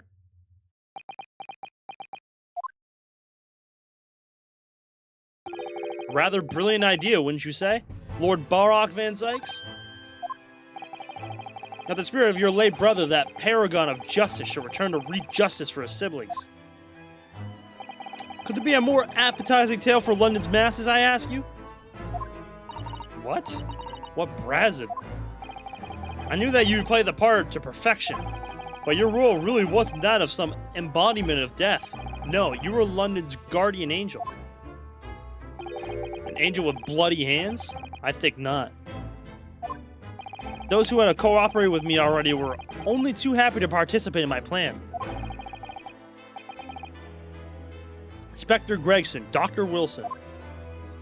My minions worked tirelessly to ensure that the finger of the guilt could never come to rest on you. It's all thanks to them that you were exalted as the demigod the Reaper became. But Dr. Wilson left Britain 4 years ago when he was invited to work in Japan. That's right. So I had to employ the services of his young protege after that. Dr. Courtney Scythe. Dr. Scythe. So what with the execution of the professor and the subsequent reign of the Reaper of the Bailey, successfully safeguarded law and order in our mighty capital for the past decade. That is everything.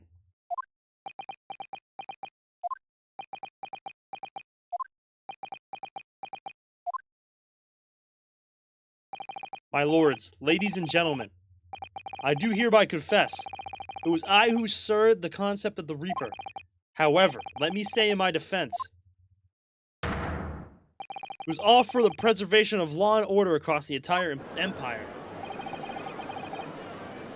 Lord Strongheart did it? An unforgivable collection of crimes, but still. All those who died at the Reaper's hands were rotten to the core anyway. If it was all in aid of keeping London safe, then why didn't he try to kill Gina or Sosuke? Or, Sosuke? Well, because Sosuke went to Japan. So he had no one besides maybe that Giselle Brett, but he was already in Britain. I mean, and Hairbrain also is fine too. I think it was everybody that we defended. Maybe he, as in Strongheart, knew that they were actually all innocent. Excuse me.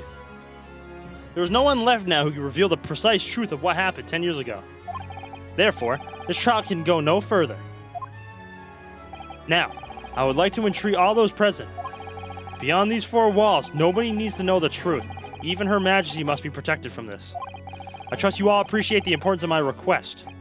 It is, of course, for the good of the country. Can he do this? Can the trial really end now? Hold it! I have one last question. For the accused, Lord Van Zykes. What? Of course I know that you're a highly accomplished prosecutor, so I find it hard to believe that you didn't have any doubts at all. That you never suspected your older brother. Yes, the same thought occurred to me.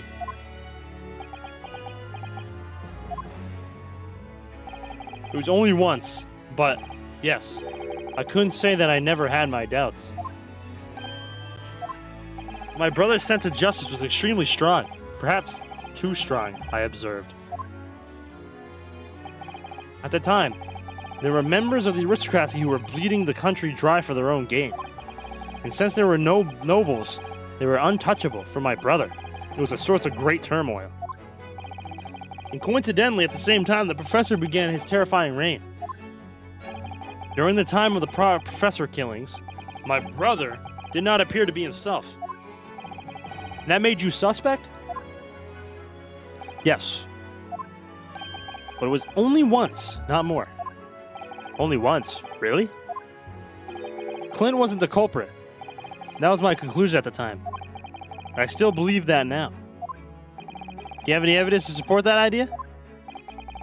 The third victim was Lord Chief Justice at the time.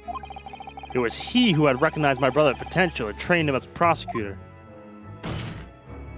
No matter what the circumstances, it's unthinkable that my brother could have killed his friend and mentor.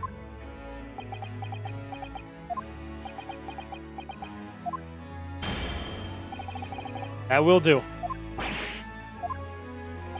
Neither Clint Van Zykes nor Genshin Asogi still walk this earth. Is he still hiding something? However much we debate this matter now, we cannot hope to reach a conclusion. But he's still hiding something. There are only two extant pieces of evidence from the time. The woebegone ring that acted as the incriminating evidence to condemn Genshi Asogi. The 3-page last will and the testament penned in black ink and left behind by the man. Peculiar, Joel, isn't it? And you know who's gonna barge in here with that last will? How much you wanna bet? Shom's gonna barge in here with that will, bro. The wretched truth of what happened is exactly as I've explained.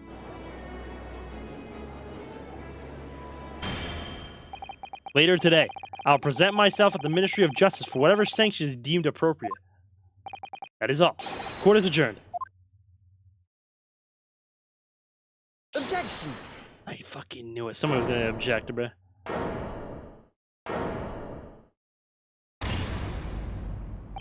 Thank you, Kazuma. Me? If it wasn't for you, I wouldn't have made this 11th hour discovery. What discovery? My lord, I'm afraid I must insist the trial continues. I beg your pardon?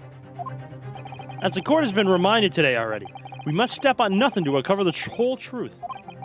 And to that end, one particular statement made by somebody in this courtroom moments ago revealed a very subtle contradiction. What contradiction? But all I did was ask the accused one simple question. Well, it began with Lord Van Zykes' recollection about his brother, but Lord Strongheart didn't permit the defendant to speak at length. I merely pointed out that we can draw no further useful conclusions here. So where on earth is the contradiction? One of them definitely just said something contradictory. It's a time to identify who.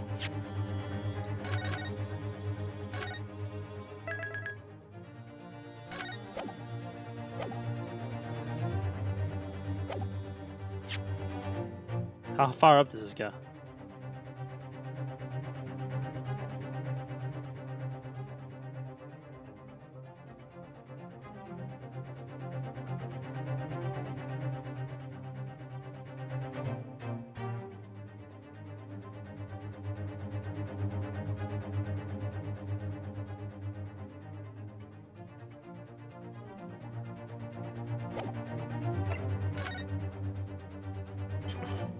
It was Lord Strongheart, I'm sure of it. Something he said was slightly off. Come on, Ryunosuke. Think back over his words. Find the problem.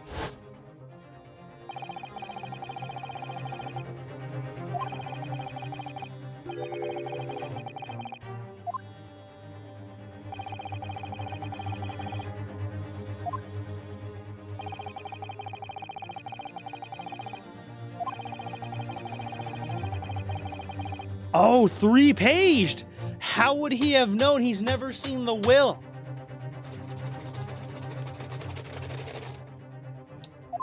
He's never seen it. Lord Strongheart, would you care to explain? Explain what, Counsel? Among the statements you just made a few moments ago, something you said was inconsistent with a certain piece of evidence we have. Inconsistent? And this is a 2-page, isn't it? Yes, and this will's 2 pages. And whilst an inconsistency remains, the defense has a right to pursue an explanation. Ryunosuke, what? Let me warn you about the statements you are making, Counsel. They may very well prove fatal. You claim my words contain a contradiction. With which piece of evidence, I ask you? Late stream goo. I mean, I don't work tomorrow, so. And I knew this was going to be a long-ass trial, so I picked today specifically so I didn't have to rush to try and get it finished for work tomorrow, so. That's why we're still here. Take that! This here is the will left behind by Mr. Asogi. The 2-paged will. What? Yeah, moments ago, your precise words were the 3-page last will and testament. Ah. Could it be that originally there was a 3rd page?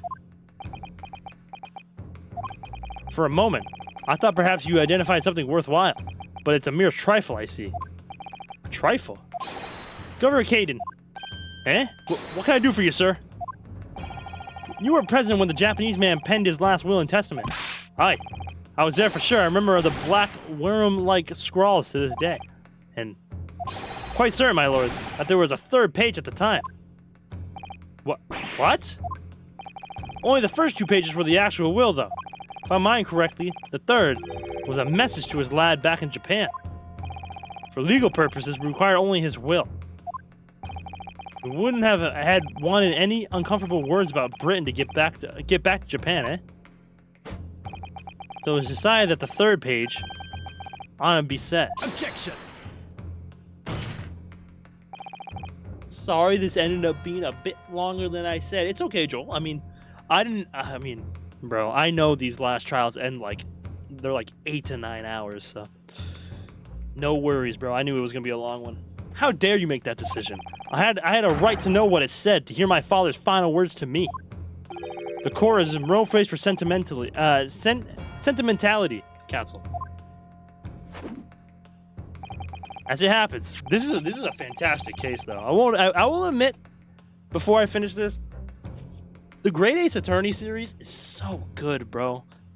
I like this series a lot. As it happens, I have the 3rd page of the document with me right here. My father's message. It will be given to you at the end of these proceedings. It'll be too late once the trial is over. We need to know what it says now. Even the slightest thing may give us a vital clue.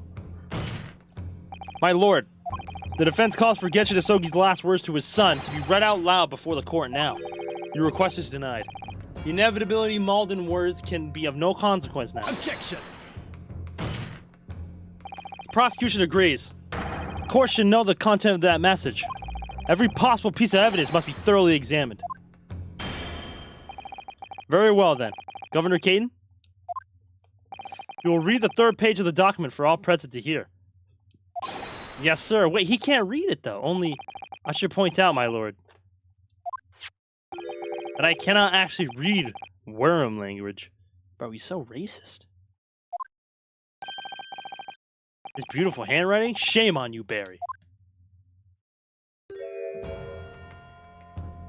If I could be of assistance here, I'd be happy to translate the words into English for the court. Father! You're still here, are you, Dr. Mikutoba? Naturally. I consider myself a member of the judiciary, albeit a lowly one. But perhaps I should quietly withdraw after I've translated Genshin's message. Your cooperation is much appreciated.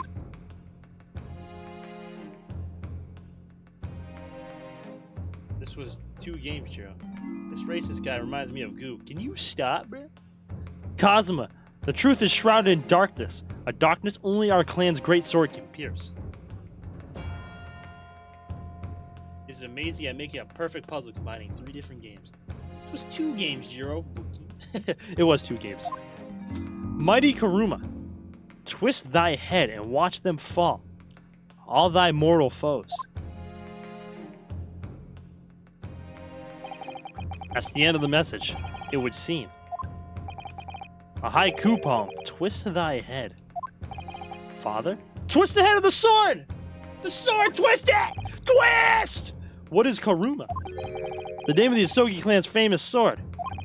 A razor-sharp blade known to all, passed down for generations and embodies the Japanese spirit. Twist it! Twist it! It's not known to me. It's a katana sword that was submitted as evidence earlier in this proceedings. The one worn by the prosecution counsel when he confronted Inspector Gregson.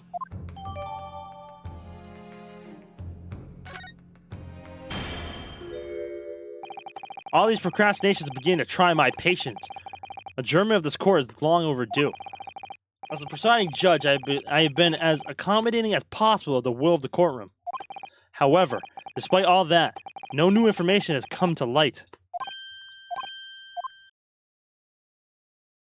In pursuit of justice, Lord Clinton Van Zyke tragically lost all sense of morality. When he murdered his former mentor, clearly he was already devoid of his normal faculties. Objection! How dare you! I refuse to believe that of my brother. Too much time has passed. We cannot ever hope to know more than we do now. Especially since the alleged with that he penned in his final moments appeared to have been lost forever. Lord Strongheart, you appear to be in something of a hurry to wrap things up. I wonder why. We've heard you state time and time again during these proceedings that everything you did was in the interest of protecting British law and order. And I stand by that. Without the Reaper, we could never have achieved the reduction in crime the capital has seen. Objection!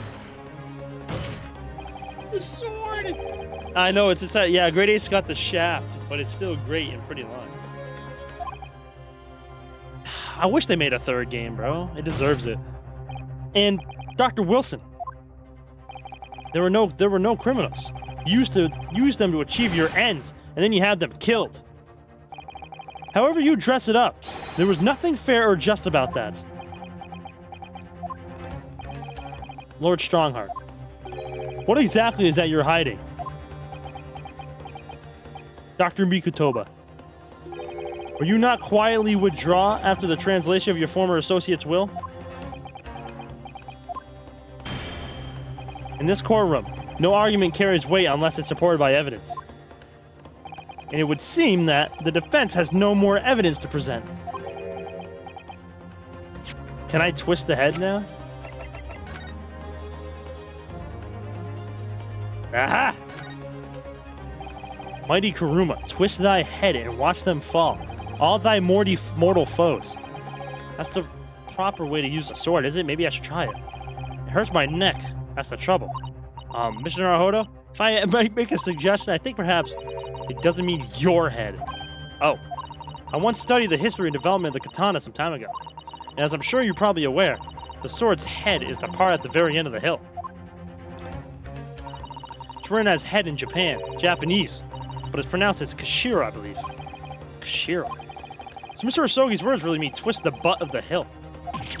You don't think... Ah! Look what's inside it. Is that tightly wound sheet of parchment? Scarlet ink! It's written in scarlet ink! I pen this, my last will and testament, in the final moments before my inevitable and willing death. This is it, isn't it? Mr. Naruhodo, look at the signature at the end. Clint Van Zykes, and the date 10 years ago, on that fateful night. Nope. Can I twist the head now, Julius 124? Joel! W. Joel, thank you, man. W sub, appreciate you, bruh. So for 10 years, it's been silently concealed inside Karuma. Nobody knew. The last will and testament of Lord Clint Van Zykes. Wait, oh my goodness. Look at this. This is unbelievable.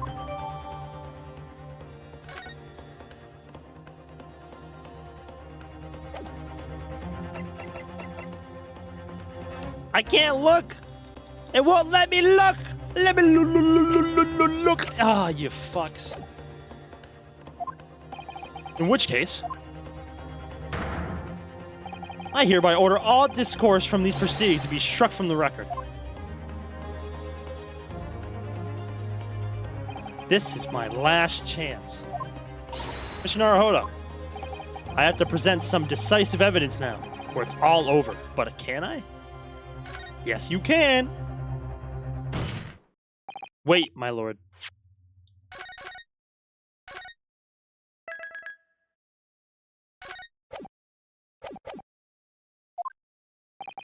As it happens, the defense does have evidence to present.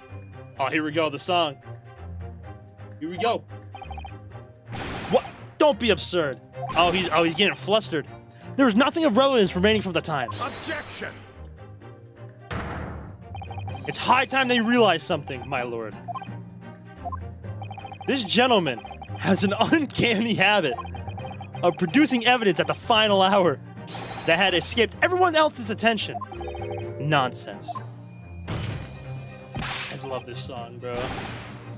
What is it, Ryunosuke? What do you have? I dare say, the final, decisive piece of evidence that will reveal the whole truth about this rotten tale. How can you? Decisive? Well, it would appear there's no escaping it now, my lord. Let it be so, then. Present whatever you think you have that can settle this decade-old enigma, if you're capable. What exactly is this evidence that the defense claims to be so decisive? Take that! There is a single piece of evidence that can clarify what really happened 10 years ago. The last will and testament of Lord Clint Van Zykes. How many people are in this fucking room? Magic? I don't know how long you've been here, but it is a literal courtroom, so a lot. The last will and testament of Lord Clint Van Zykes. A wonderfully astute observation, I'm sure. But in case it had escaped your notice, that document was lost long ago. That's right, it was. Only, I have it right here. Discovered just moments ago.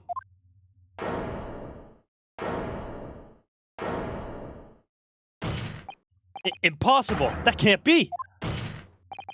Everything that's happened comes back to this will. This document is the key that will unlock the entire mystery.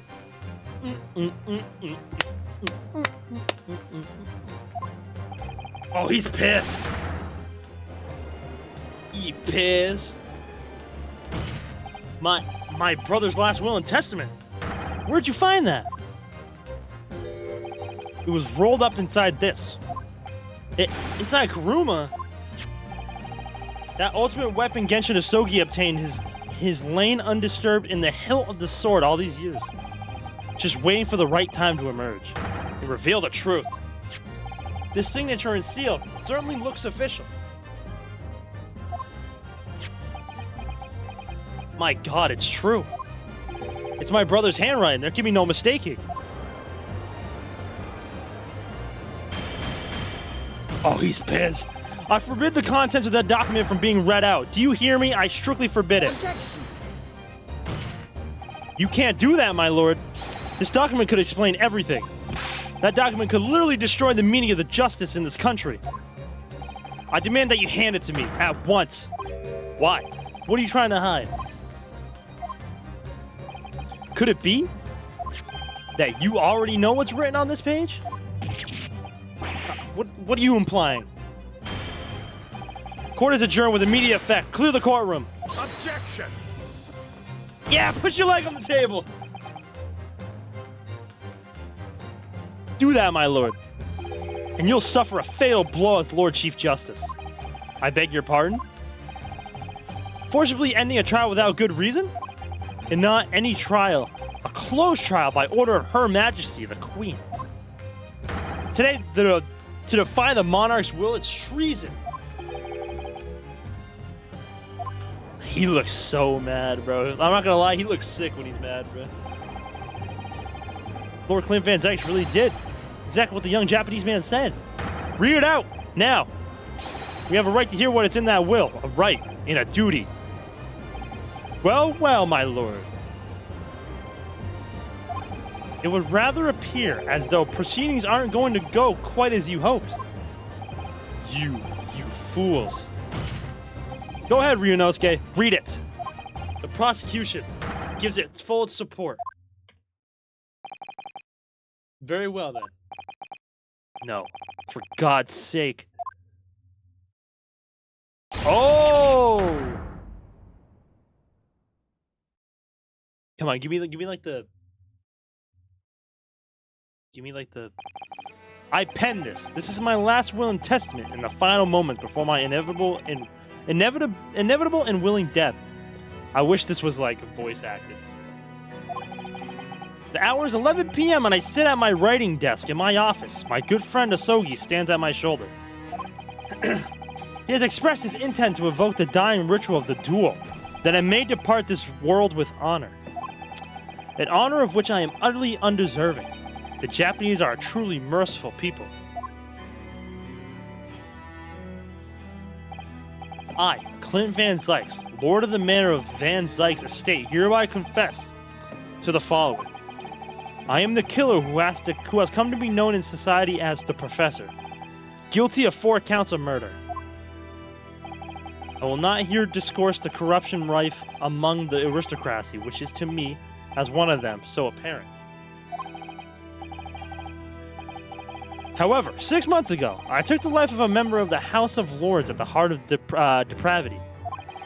A demon who habitually sacrificed the common man to further his own interest, abusing his position of power. The law is impotent against such vile avarice. Only a fellow demon can rid society of this menace. That demon was my quarry, upon whom I willingly set my great hound. But though I am the hunter of some experience, I am a poor felon, it seems.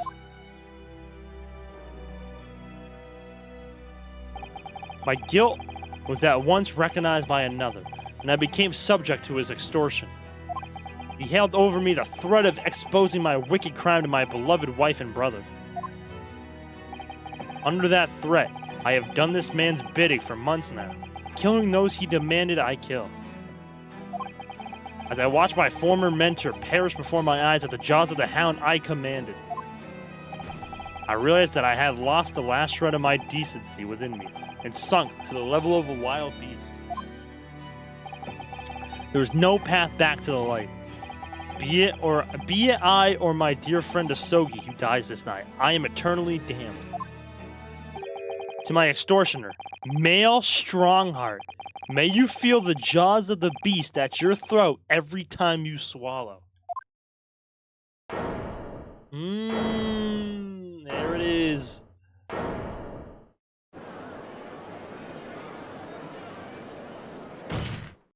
So now we know, yes, Clint Van Zyke was a murderer. But somebody was directing him and naming his victims. his extortioner, Lord Mail Strongheart. It was you! Lord Strongheart, a moment ago. You claimed that what the court has just heard could destroy justice in this country. But you weren't trying to protect justice at all. All you were trying to do was conceal the secret of your true nature and the countless lives you sacrificed up until now. This guy has killed like 10 people, 10 plus people. The 5, the 6. And then Gregson, he got Asa Shin killed. He got Wilson killed. Bro, he's killed like 10 people.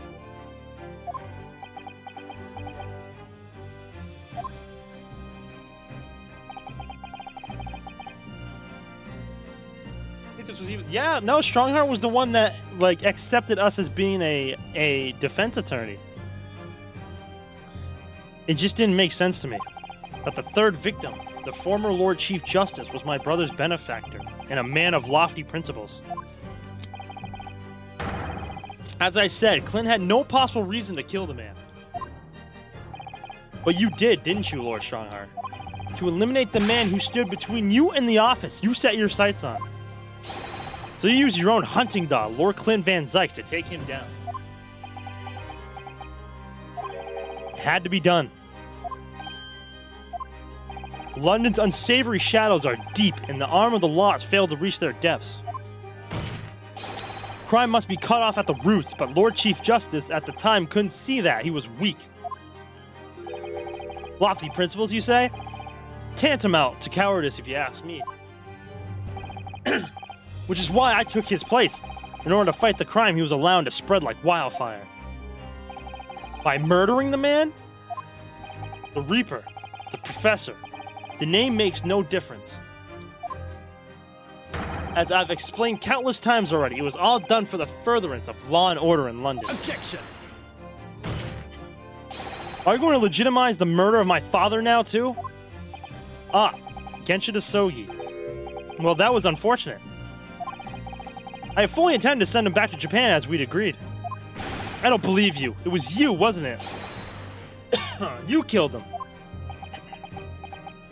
No, it wasn't me who took your father's life. Then who? On the night following his mock execution, I went to Loge Cemetery at 3 in the morning with Jigoku. Judge Jigoku killed him? There had to be a collaborator on the Japanese side to manage Asogi's treatment after his repatriation. Jigoku had a fierce ambition. It made him easy to manipulate. 10 years ago, after he stood trial for the destruction of the witness stand, I had words with him. Oh, he's laughing now. When I told him the position of Minister of Foreign Affairs could be his. Wow! He couldn't agree fast enough. So that's how he got his position. Sashiro, you fool. As you know, Asogi escaped the prison in a closed casket and was subsequently interred. We intended to dig him out of his grave before he ran out of air. But sadly, all did not go to plan.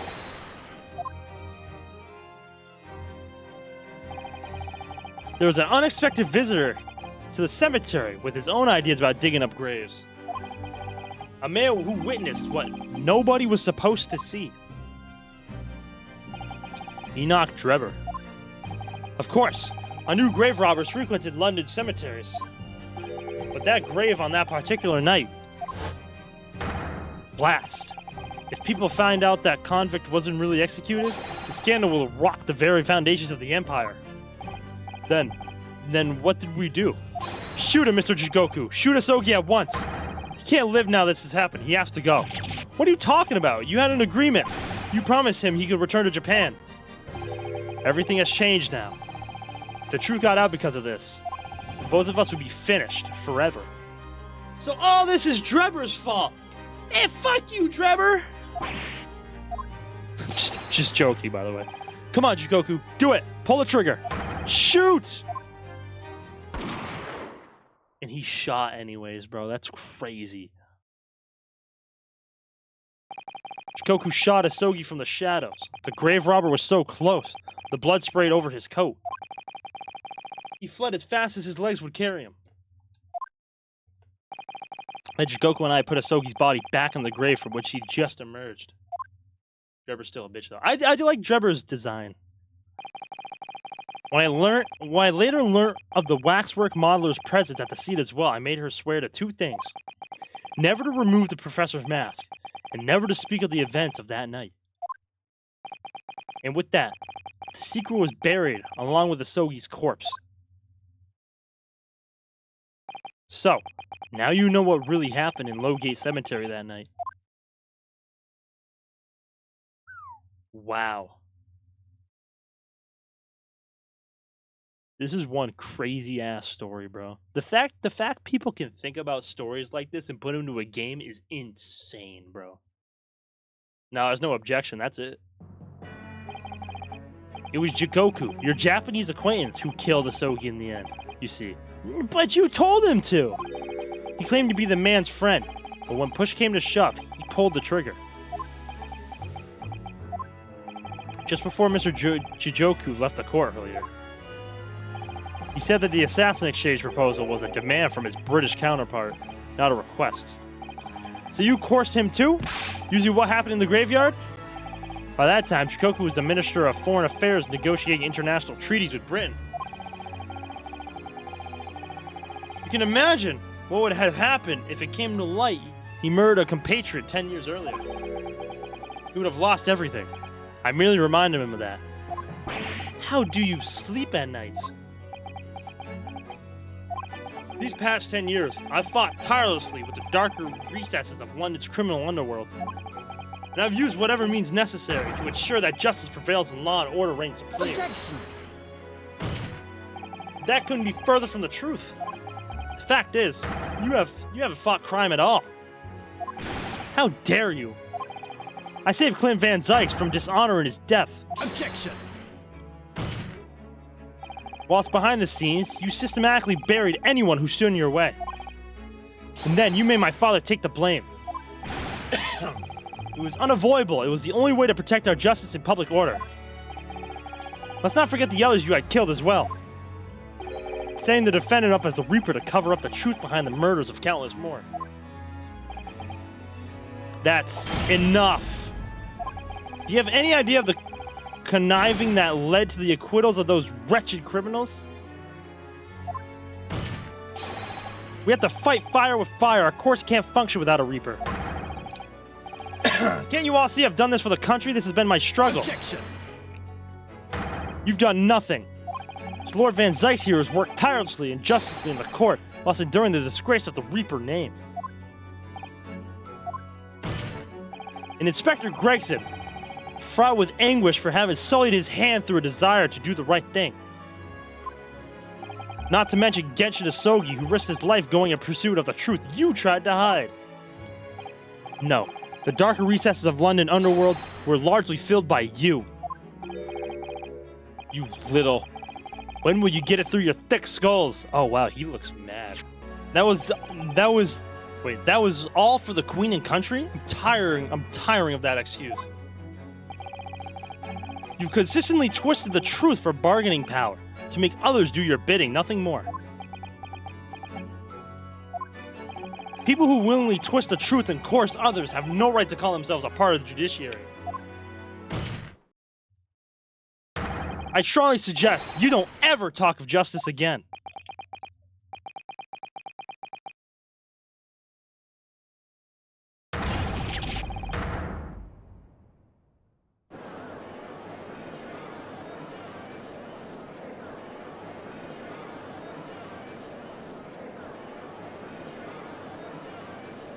This is crazy, bro. Oh, what happened?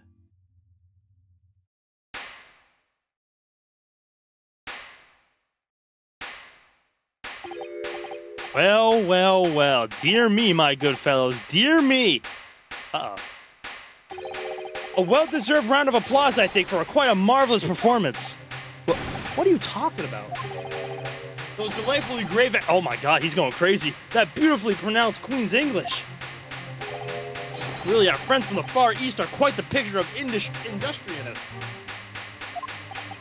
He had doubts from the very beginning. Of course he did. Of course he did. Of course he wasn't gonna fully trust him after what Lord Strongheart did to him. You fraud. Keep your mockery. Please, don't misunderstand. It really is exactly as you've both said. What are you trying to say? I have occupied the dark recesses of London underworld, and how did you put it? Done nothing? I confess it's a little embarrassing to have pointed it out quite so starkly, but yes, I really have done nothing. Which means I can be indicted for nothing, no? What? It's true. Personally, I've committed no crime. I've merely been surrounded by fools who've acted very rashly indeed. Objection! You can't get away with that. You've consistently preyed on people's weaknesses. And what? Threatened them? Are you sure it wasn't just bargaining?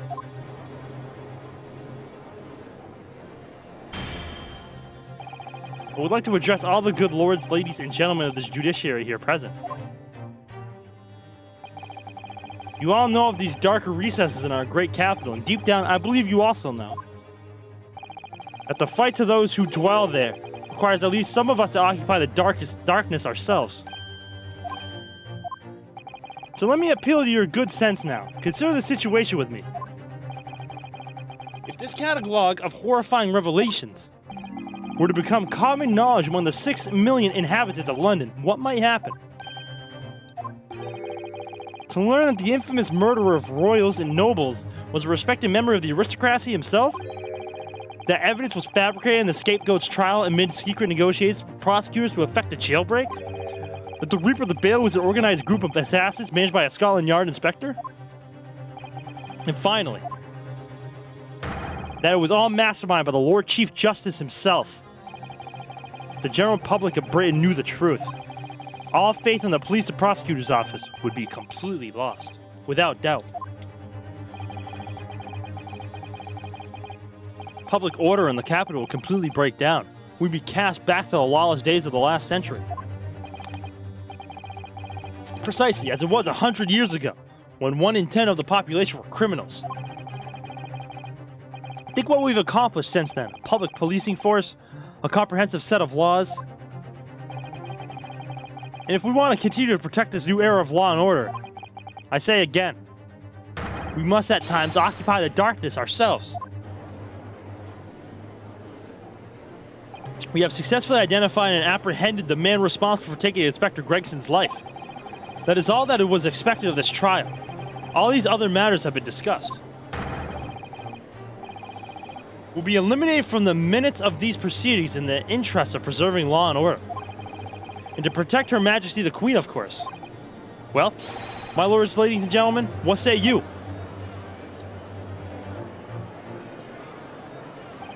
He has a point. The things Lord Strongheart has done are quite unforgivable. But on the other hand, it isn't our duty to maintain the law and order in the capital. You can't deny that the threat of the Reaper over the years has done wonders for the crime rate. This is nothing but a tyranny, bruh. Tyranny!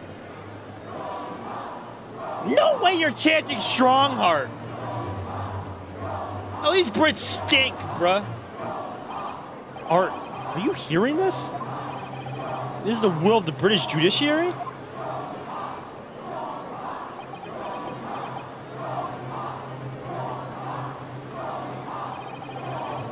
For your rousing response, friends, I express my heartfelt gratitude. Therefore, in accordance with the new overwhelming wishes of the court, the record shall be erased. You have to respect the man's ability to turn a situation to his favor. Lord Strongheart really is a master of manipulation. You've conclusively proven his guilt. Yet still, he managed to evade justice. I just don't know what we can do. Ryunosuke, it looks like the trial really is going to come to an end now. I'm almost out of options, I think. There's really only one path left to open to me. Pull the ear! Pull the ear! Pull the ear. Pull the ear. Yes, as I know only too well. The only thing that carries any weight in court is hard evidence. But Mr. Naruhodo, what evidence is there to use at this stage in the trial? I have an idea. I don't know whether anything will come out of it, but this song? Hold on, bro.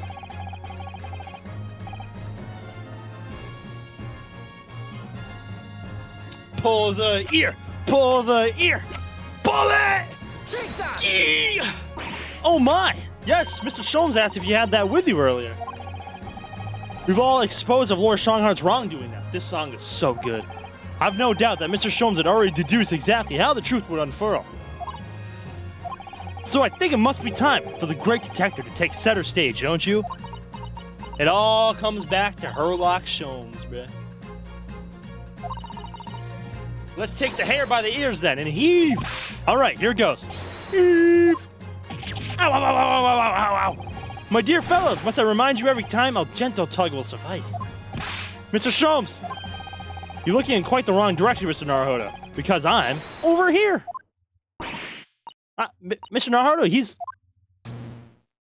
Hey, yo. It's Mr. Sholmes. It all comes back to Sholmes, man. I wasn't expecting you back, Sholmes. Delighted to be here again, Lord Strongheart. What? What is the meaning of this? Bailiff, seize him. Put the man in irons. This is a closed court. I've been warned once already, man. What the? We can't get a hold of him, my lord. We just go right through him. I fucking love Sholmes, bro. I'm afraid your efforts are wasted. You see, the great detective you see before you is composed entirely of light and shadow, an image, if you will. Mr. Naruhodo, I must congratulate you on your fine deductions. Mr. Sholmes? What on earth is... Are you familiar, I wonder, with the invention known as the telephone? Well, yes. I hear that some public telephones have been installed recently in Tokyo. The sound of the speaker's voice is converted into an electrical signal and transmitted instantly to another place. Quite. Sounds are transmitted, so could not images keep them company, I mused? Iris and I did some modest experimentation to develop such a device specifically for this very day. Modest experimentation, Mr. Sholmes. What a modest description. Ghost. And somewhat incidentally, I thought we might just as well transmit an entire scene. Somewhat incidentally, Mr. Sholmes. Now you're just being immodest. Do you mean to say you're not actually here, Sholmes? Ah, I knew my trusty partner would have no trouble grasping the concept. Except he's grasping the stand to steady himself after your shock arrival. Poor father. I would have hoped he might have had his forewarned, being the great detective's great partner. Leave my courtroom and run. Get out, or I swear to you. Dear me, you on the other hand, Lord Strongheart, appear to have a very poor grasp of the situation. Allow me to reiterate, I am not here, which I would hope led naturally to one asking. Where exactly are you? The very question I was awaiting. I am present, enjoying the air in a rather splendid garden. Garden? Not just any garden, you understand. A garden at Buckingham Palace. What? You can't be. Buckingham Palace? What's Buckingham Palace, Mr. Sato? I've never heard of it. Do you ever read the news, Mr. Naruhodo? Mr. Sholmes? Is Iris with you there? Ah, well now. Iris is currently enjoying some tea. With Her Majesty. Oh! Her Majesty? Not just any Her Majesty, you understand. Her Majesty, the Queen of the British Empire. What?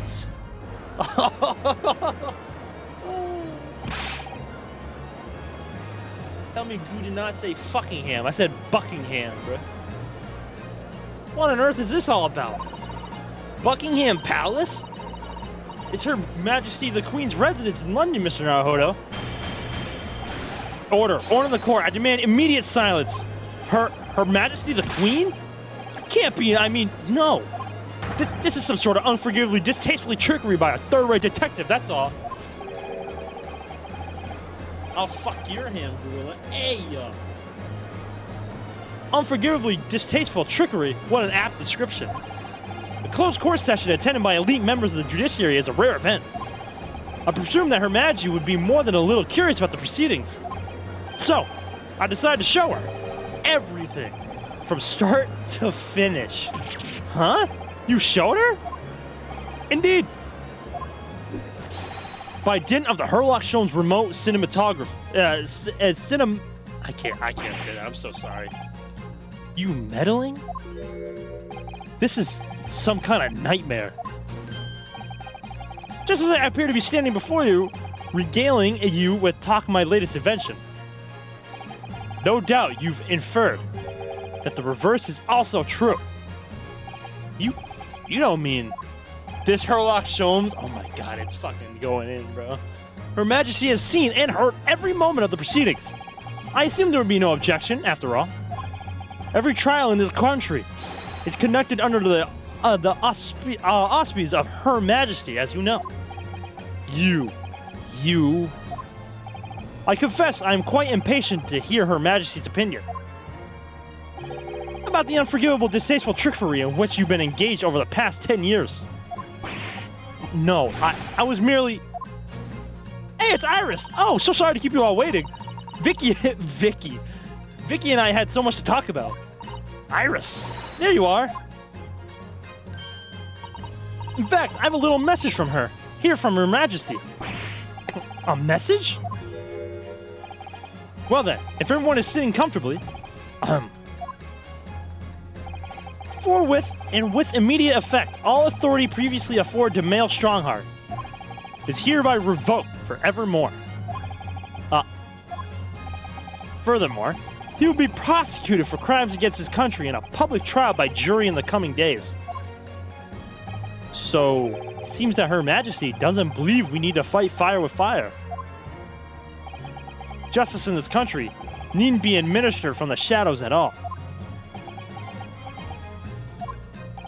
Male Strongheart. The darkness you fostered to conceal your despicable actions these last 10 years is a thing of the past now. After today, your brand of law and order has no future, because no longer are you the Lord Chief Justice. In the eyes of the law and of Her Majesty the Queen, you are nothing but a criminal. Fuck his ham, Goo! Hey, yo! I'm not fucking anyone's ham. Adjourned. Adjourned. Adjourned. Adjourned. Adjourned? Court is adjourned. Oh, he broke it. Oh. Oh, wow.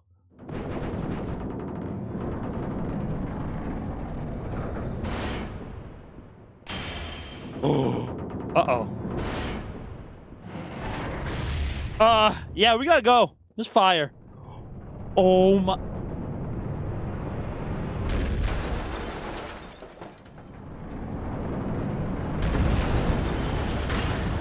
Oh, wow!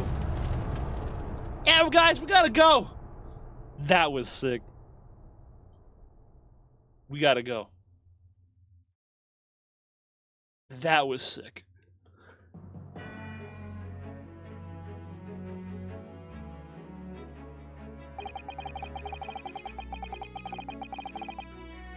Everyone died. The end. We gotta go, fellas!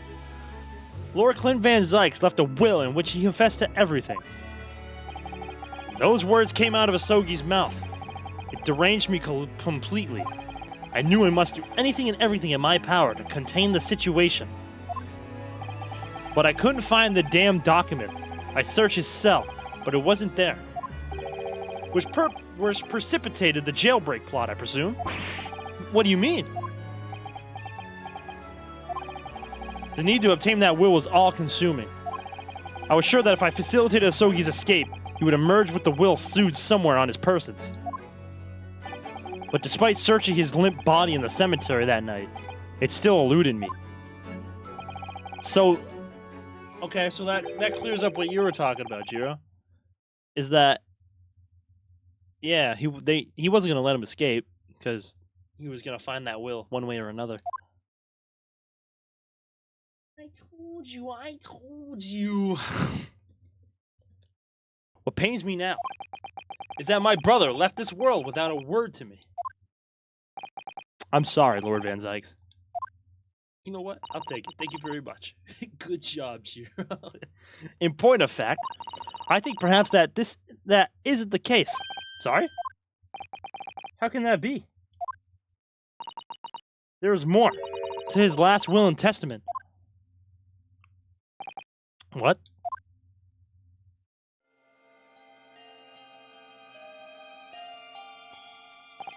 As I confront the prospect of my demise, I feel bitter regret for my younger brother, Balrog. You have always looked up to me, and now you follow in my footsteps to become a prosecutor. It is my fervent wish that my unspeakable deeds should not hinder your advancement. Clap. I ask not for your understanding, for none could understand my depravity. I ask only for forgiveness.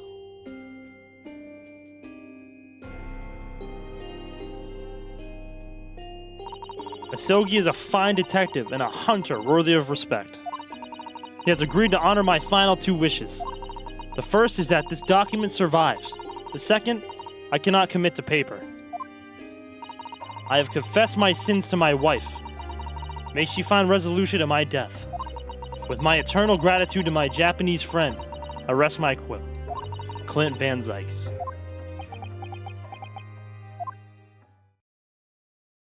Don't cry. Clint. Don't cry. Don't cry. Don't cry. Please don't cry. Don't cry.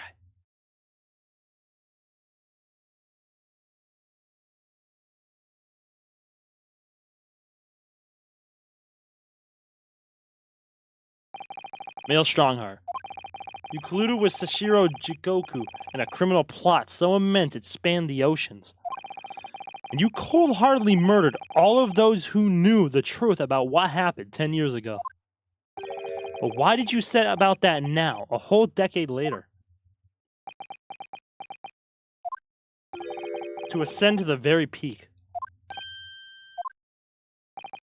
These last 10 years made me realize being the Lord Chief Justice wasn't enough. Short of becoming Her Majesty's Attorney General, I could have no real power to effect the changes needed in this country.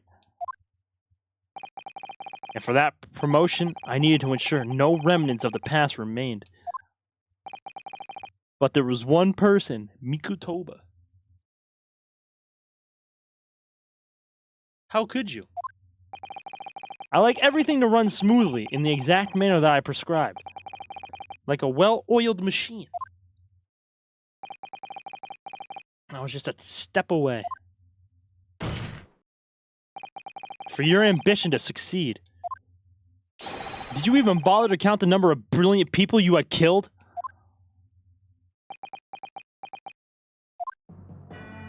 Ah, Mr. Reaper, are you not forgetting something? Such as? You very much adopted your usual prosecutor-like demeanor in the proceedings now. But the reality of the situation is that you are the defendant in this trial. Ah. However, the presiding judge would appear to have fallen from the bench, as it were. Hey! Welcome back! May I suggest, therefore, that we entrust the final education to an old friend? My lord.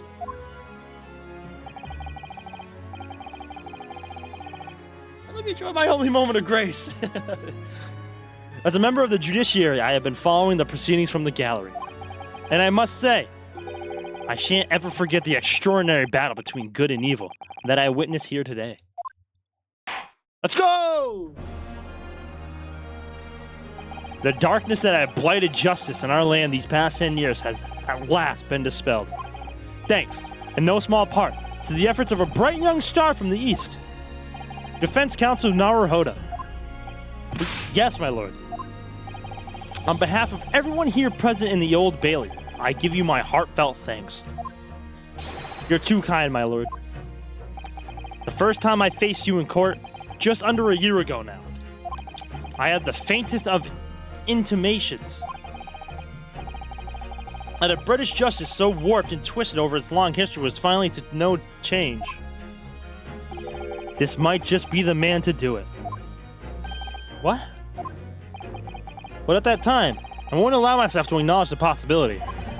I couldn't overcome my hatred of the Japanese after the circumstances of my brother's death. Mr. Naruhodo, allow me to apologize for countless discourtesies on my part. You are a lawyer of boundless talent. Oh, Lord Van Sykes. When I first arrived in Great Britain, I was literally a nobody, certainly not a lawyer. Truth is, my fortunes have entirely been made by the miraculous people I've met. My best friend, Cosmo Asogi, who led me here to Britain in the first place. My loyal and ever-patient judicial assistant, Miss Susato, who helped me study to become a lawyer. The brilliant Lord Van Sykes, who never failed to challenge his Nippon's rival. Aww. And not to mention, the exceptional master of logic and reasoning who showed me the true art of deduction. I'm gonna cry, bro. Mr. Sholmes. Saving the best for last, Mr. Naruhodo. What a relief. I'm well aware that without all these people's help and support, I wouldn't be where I am today. The truth is a guiding light that always leads to happiness. I've lived by that principle for a long time now, but actually, it's not true. The truth can only cause great pain, sometimes even leave people on the brink of despair. And for that reason, there are those who feel the need to hide the truth, who do it instinctively even. But as soon as we allow our eyes to settle on something other than the truth, the darkness takes hold.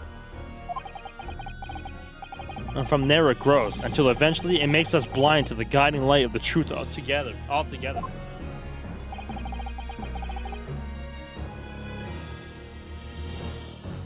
So that's why it's my belief that we must all resolve never to avert our eyes from what is just and true.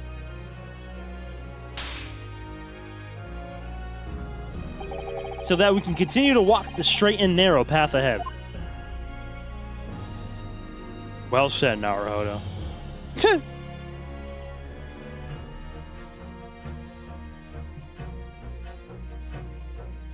Well, I must excuse myself now. But before I go, Mr. Naruhodo, let me compliment you on your grand opus. What? Without your beautifully composed case against Lord Strongheart, Her Majesty would have been unable to act.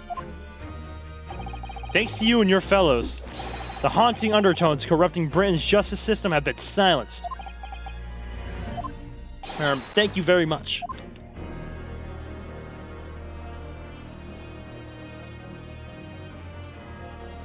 So, until our paths cross again somewhere. No, Sholmes, I'm gonna cry. Wait! Who's Iris's father? We better figure that out before this game ends, bro. Well then, it would appear that this long trial has finally come to an end. My apologies for any anxiety caused, my lord. I'm quite sure we shall meet again here in the courtroom before long, prosecuted Barak Van Sykes. In conclusion of these proceedings, I hereby declare the defendant Barak Van Sykes not guilty. Yes! What a trial, man. What a fucking trial.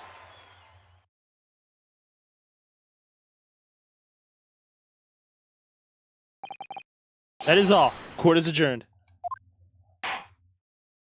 Oh. Almost 8 hours, bro.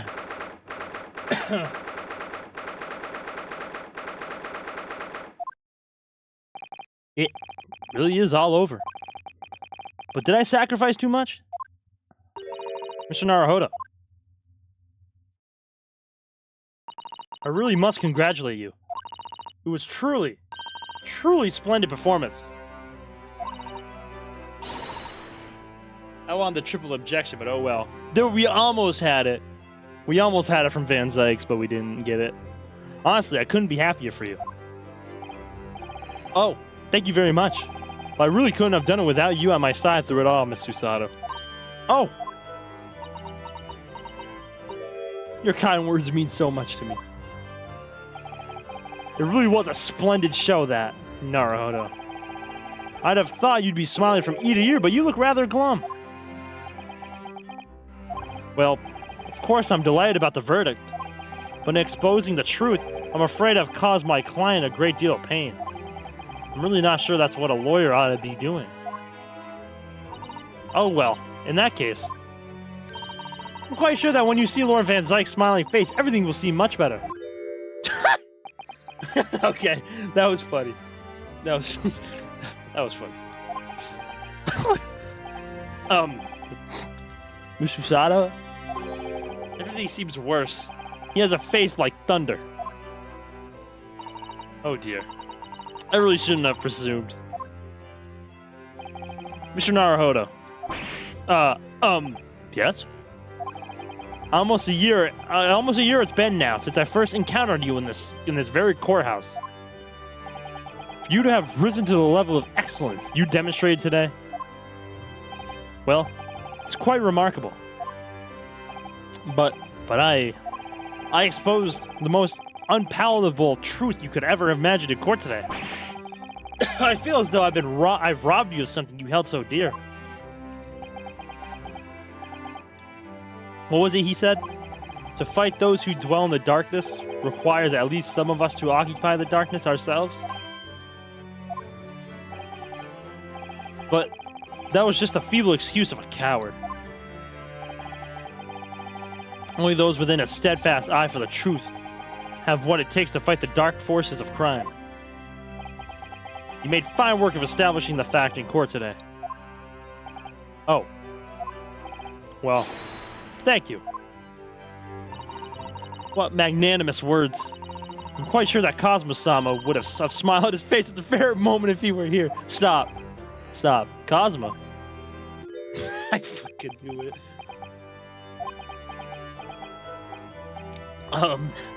Miss Susato. There's another face like thunder here. Oh my. He really was here. Lord Van Zykes. Allow me to congratulate you on your acquittal. Congratulate me, or curse me. You failed to bring down the Reaper. I owe you an apology. No, it is I who should apologize. Your father, Genshin. If I had been stronger, then perhaps I made an unforgivable error of judgment. I can offer no excuse. And I can offer no forgiveness. That said, I suppose you fought for justice and the truth. For that, at least, I can't withhold respect. Your words mean more to me than you could know. I will hold them dear. Kazuma-sama.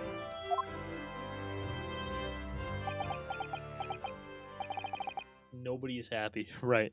I must say, there's one thing that's still bothering me. What's that?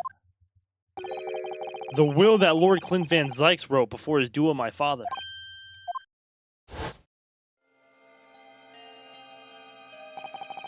Sogi's a fine detective and a hunter worthy of respect. He has agreed to honor my final two wishes. First is that this document survives. The second, I cannot commit to paper. I've confessed my sins to my wife. May she find resolution in my death. My eternal gratitude to my Japanese friend. I rest my quill. Clint Van Zykes. What can the second of his final wishes have been? That your father agreed to honor, you mean? I think perhaps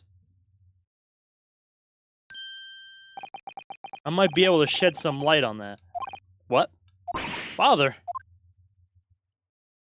It was 10 years ago, as you know. The day before the execution was scheduled. I went to prison to say my farewells to Genshin.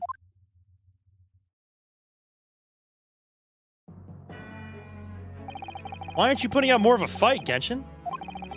If you'd only agree to it, Sashiro and I would gladly petition the government. We've been through this already. You don't need to worry about me. Anyway, Eugen, I have a favor to ask of you. Something of great importance.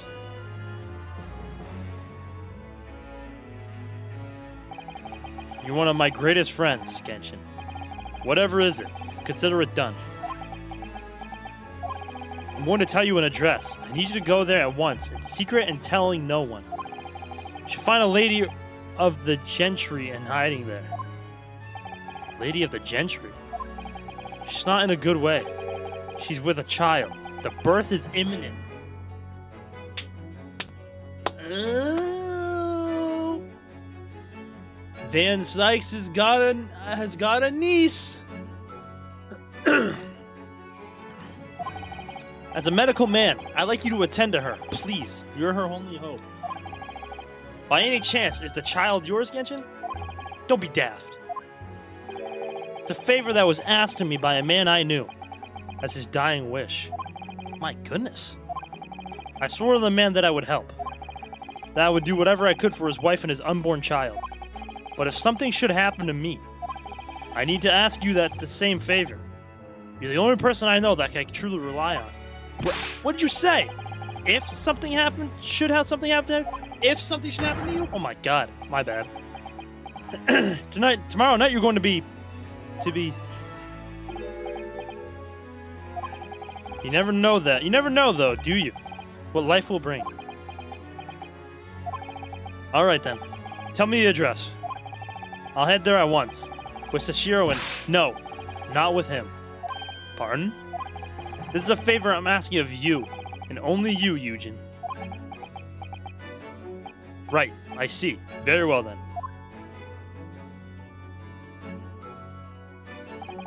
That very night, I caught a train from Paddington to Dartmoor in Devon.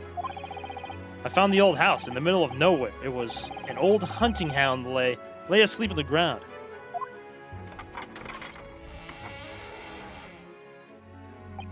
The poor woman was on the floor in the back of a darkened room. She was in mortal danger.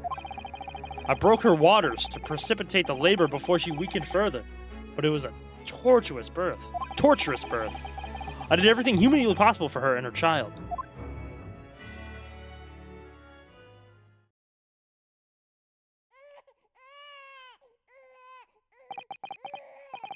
In the end, I was lucky enough to welcome a new life into the world.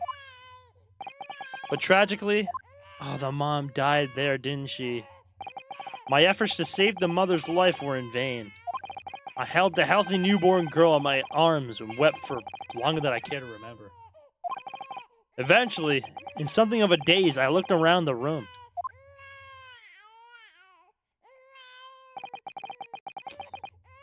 There was a precious little in it, but an old travel trunk caught my eye. It had clearly been well looked after over the years, made of top quality leather with fine stitching.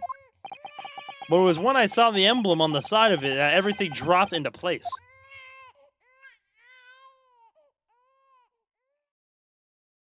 B for Baskerville. Baskerville? You mean the woman was the wife of Lord Clint Van Sykes? That's right. The newborn was his daughter. But that makes no sense. Why on earth wouldn't Clint have entrusted the child to my care in that case? I was completely unaware that he even had a daughter. I suppose he didn't really have any choice. What? Well, your brother said that he confessed everything to his wife. So she must have been beside herself with worry for her child. If the true identity of the professor were to ever be made public, the girl would be forever branded as the daughter of the infamous mass murderer. Ah. So the only solution was to distance the young girl from the Van Sykes family as much as possible. I don't believe it. I imagine that in his final hour, Lord Clint Van Sykes made the obvious choice. Uncle Van Sykes! That's so sweet. He thought have thought to himself, this Japanese man here is someone I can trust. I honored my promise to Genshin, of course. However, only a month later, I was summoned back to Japan. And without disclosing the parentage of the child, I couldn't obtain permission to take her with me. Oh, how awful. I was completely at a loss. In the end, I had to ask my great friend, Sholmes, bruh. I asked him if he would be a father to her. That being Mr. Sholmes, I presume? Yes. He took one look into my eyes and agreed to it on the spot. Mr. Sholmes, he has a heart of gold. Really? All that can be said that I did for the child was to give her a name. Oh? When I come to Britain, I was trying to escape from the grief of losing my darling wife. So it was her name that I gave the little girl. Your wife's name, Professor Mikutoba? In other words, the name of my mother. Ayame Mikutoba. Oh! That's right, Ayame. Or in English, Iris. Iris. I had no idea. Ouch! Mr. Naruhodo, what's wrong? This little thing just pinched me on the behind through my trouser pocket hard. Ah, my dear fellows, can you hear me? Mr. Sholmes, is that you? Ding dong. Ow! Yes, we can hear you. You see what excessive tugging can do? Let that be a lesson to you. Mr. Sholmes, we weren't able to thank you properly before, but you were simply marvelous. Your checkmate move was a stroke of genius. Indeed it was, wasn't it? I surpassed myself, I feel. And become apparent to me that that to stop the Lord Chief Injustice would require such measures. Bruno, Susie! Oh, Iris! Oh, I'm so pleased. What a wonderful outcome. Her Majesty Queen Vicky said she thought my special blend was delicious. Oh, I'm sure she did. After all, no one brews a more delicious tea than you do, Iris. Let's have a party to celebrate. And Mr. Reaper, you simply must come too. What? I'm afraid I couldn't. Reaper of the Bailey flustered by a 10-year-old girl. Again. No, really? Oh, poo. But I give you my word that I shall present myself at your residence in the near future to express my gratitude. Oh, how lovely. You promise now. I won't let you forget. Bye for now, then. All right, Iris. Thank you for all your help earlier. Oh, that was nothing. Just come back home soon. Ow! One final pinch goodbye, was it? Assholes.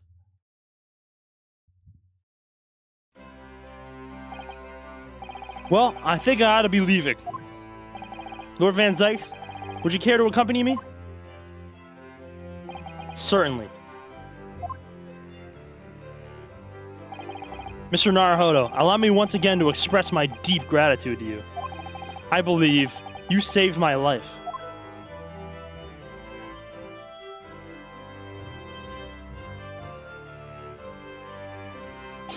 Wait, Lord Van Dykes.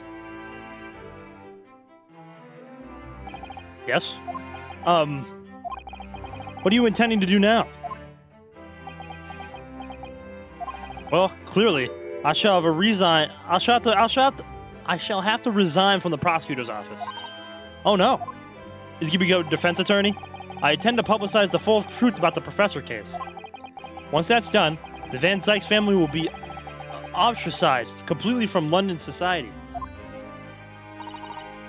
Surely not.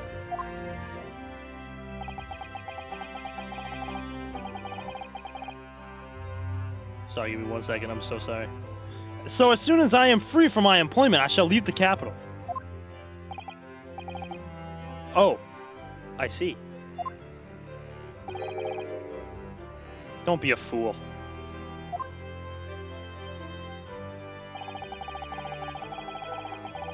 Are those the actions of a man once feared as the mighty Reaper of the Bailey?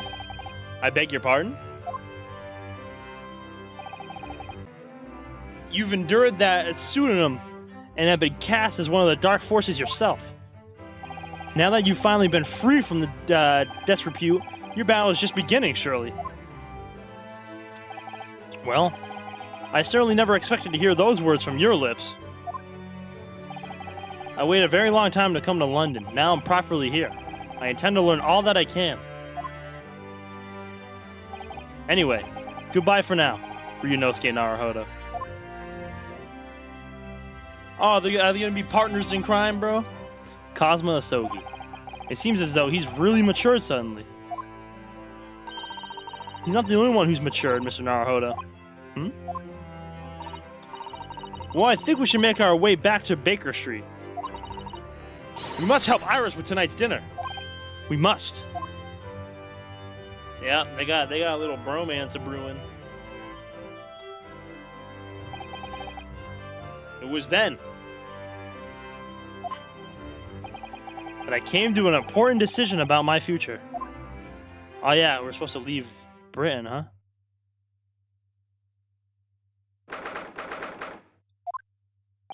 I'm home. Ah! About time you got here. We've been waiting ages, Hodo. Fucking Gina, bro. Epilogue. Oh, we're at the epilogue? Nice. What are you doing with that colorful piece of history? It's a party, ain't it? It's gotta go off with a bang. I mean, fireworks, ideally. But when you ain't got fire, smoke's the next best thing, ain't it? There's a girl on Fresno Street who could help you with that, I think.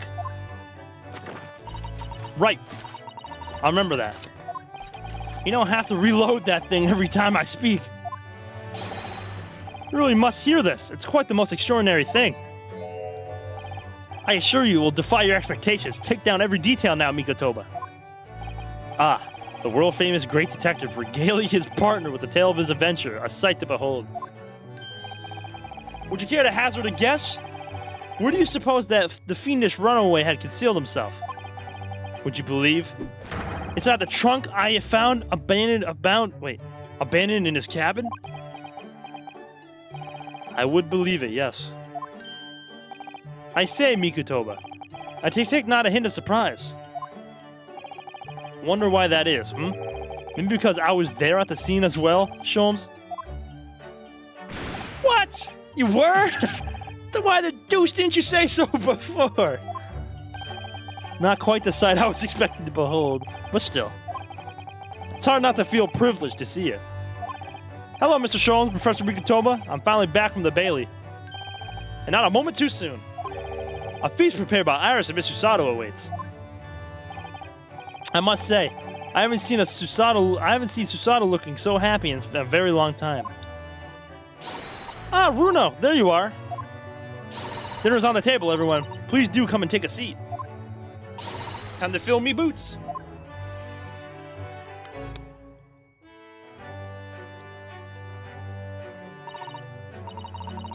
Goodness, is that really true, Gina? Yep. I'm losing me copper's clobber and going back to what I know best. It's a diver's life for me. You're really leaving the police for it? But why, Ginny? Well, the boss ain't around no more, so... Oh. And anyway, no matter how hard I try, that Reaper ain't never gonna accept a diver-turned-dick, is he? Well, people can change, you know. Ah, yes. That reminds me. I rather thoughtfully offered to relieve the bailiffs of this now defunct piece of evidence. Eh? It's the inspector's pocket watch. Oh, and they're playing his theme too, bro. And the crown has been reattached. That watch was his pride and joy, a symbol of his great achievements at Scotland Yard. For 10 years without fail, it measured every second of the man's remarkable career. But now, it's stopped.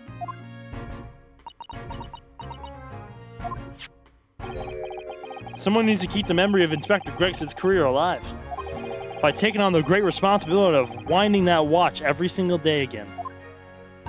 Yes, someone with an equally fierce detective spirit.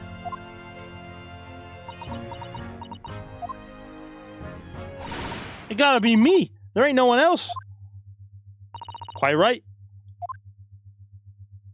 I mean, after all, the boss was... Well, he was my boss.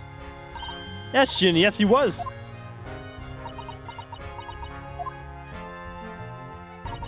Oh yeah, I made you a promise and all, didn't I, Iris? That I'd become a proper detective one day and track down your old man. Oh!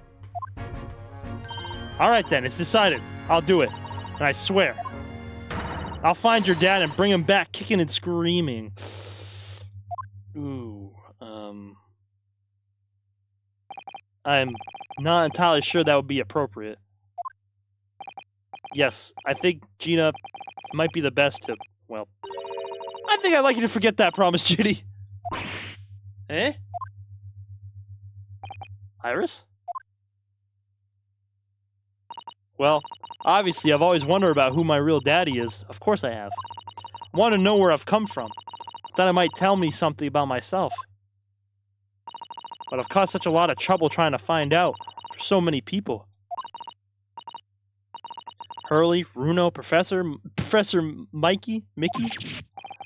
Oh no, not at all, my dear. Really, you owe no apology to anyone. Well anyway, I've decided to give up on it. Because I've finally realized my daddy is the greatest in the world. I don't think it matters what his name is or where he's from. Don't you agree? Hurley? Aw, bro. With every word, Iris. Thank you, Hurley. Thank you, Daddy. Aww. I might cry, bro. I think, Mikotoba. Yes, Sholmes? I think I ought to express my gratitude to you. Oh? For 6 years, you and I solved many a mystery together. And during that time, I remember countless expressions of gratitude for our good services. But a moment ago, I heard the most pleasing expression of gratitude of them all. So no Uncle Zykes? No, it's still technically Uncle Zykes. By blood. And I should never have experienced it, were it not for you. You old softy, Sholmes. But I must confess, it's a weight off my mind to hear you say it. Well then, I think this calls for a lengthy violin recital, wouldn't you say? Oh, well, the food would go cold. That's the only problem. Maybe next week, Hurley? Are you sure a week is long enough, Iris?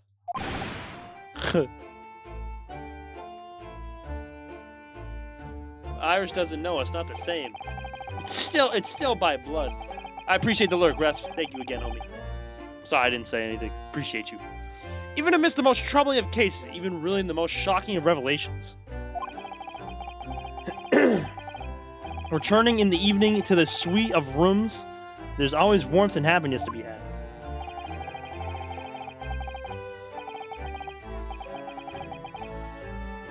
The home of the world's greatest detective, and my home too, with my greatest family. Aww.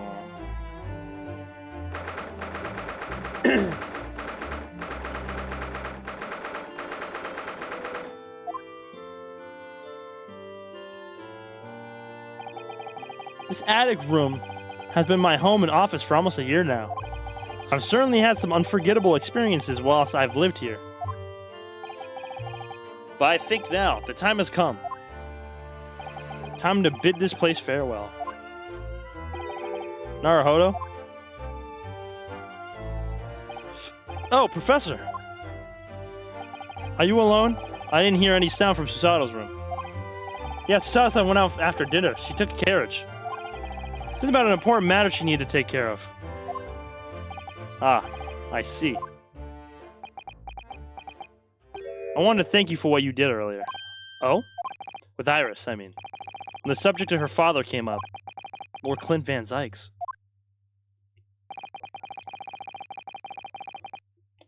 I made up my mind many years ago to never tell her who her real father was. It's what was agreed with Genshin, after all. Lord Clint Van Zyke's final wishes before he died, you mean? Yes, I've had to take some rather drastic steps at times to protect the secret, you know. Calling Susato back to Japan 6 months ago, for example. That's why? When I read Sosuke-san's report about his final days in London, my heart nearly stopped. You stumbled across the crux of that terrible case, the dog's collar.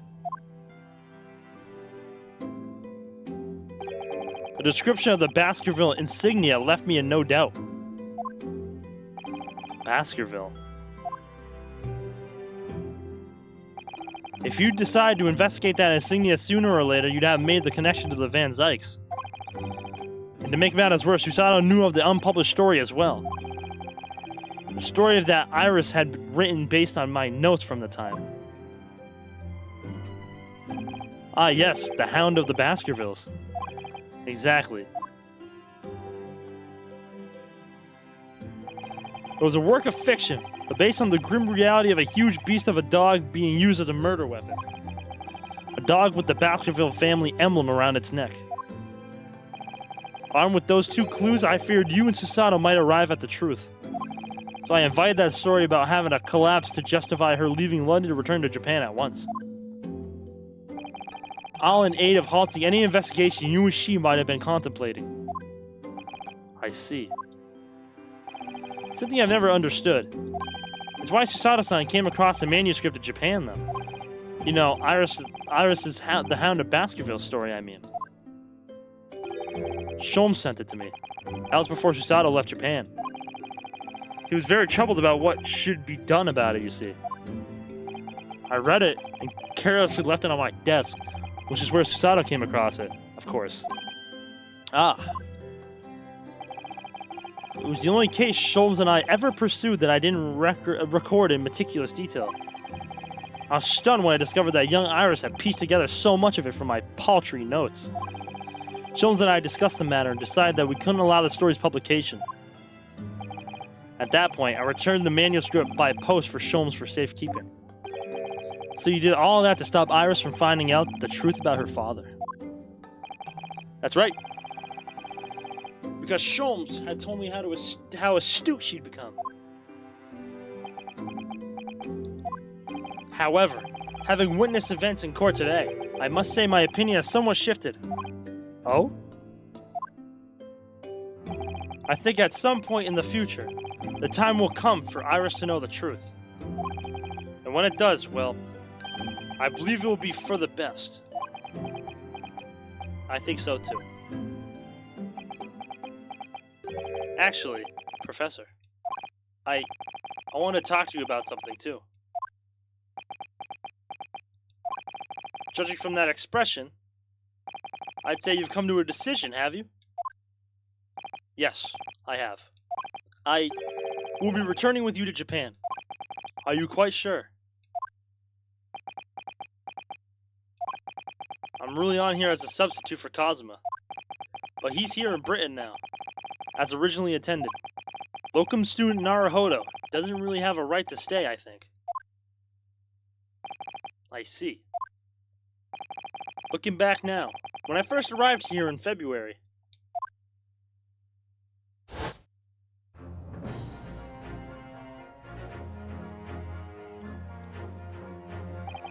my becoming a lawyer just seemed to be the way things turned out. With Kazuma, Susato-san, and Mr. Sholmes all gently pushing me in that direction. Oh, bro. The memories, man. I spent the best part of a year immersed in this world, but always aware of a seed of doubt inside of me. Until today. Standing in that courtroom earlier, all doubts vanished from my mind.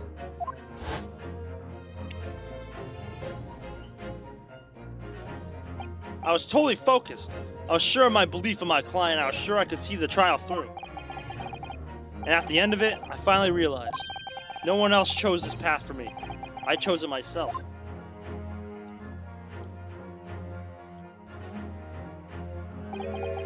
path of the defense lawyer, eh?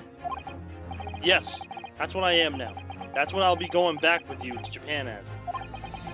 That's the path I'll be following for the rest of my life.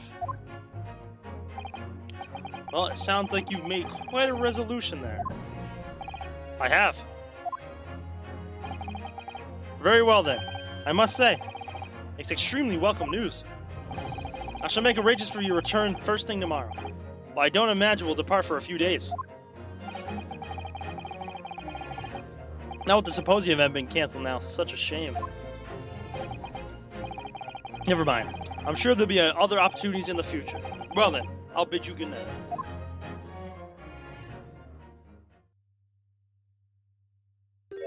Oh.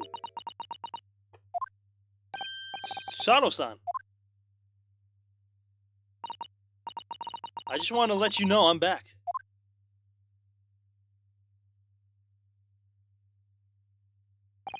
Did you, hear what your father and I were discussing?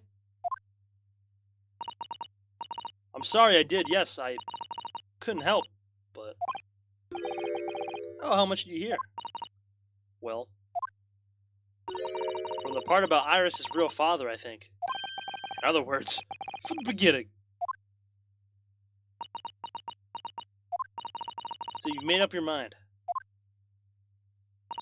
You'll return to Japan and continue working as a defense lawyer.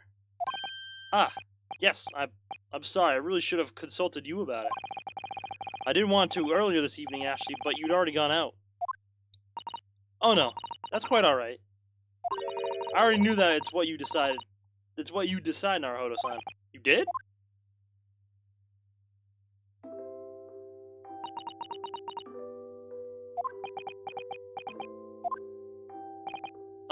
Susato-san?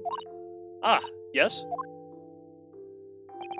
I suppose this means it has to be farewell soon? I suppose. You'd be a great help to Cosmo going forward. I mean, I know he's a brilliant lawyer, but he's new to the British courtroom. He'll certainly benefit greatly having a brilliant judicial assistant at his side. I'll do my very best. I wish I could say it, but I just can't. I can't ask her to come with me. After all, she was always supposed to be coming to Britain as Cosmo's assistant. It's growing late. We should both try to get some sleep. I'm sure you must be exhausted after today. Oh, yes, you're right. Before I retire, let me just say one more time. You really were quite splendid in court today. So if you ask me, anyone who thinks of you as a substitute or a locum student or a locum should be ashamed of themselves.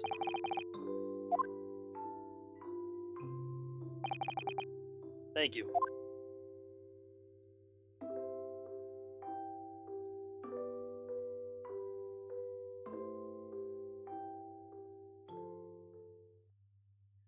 You motherfuckers are so impatient, bruh.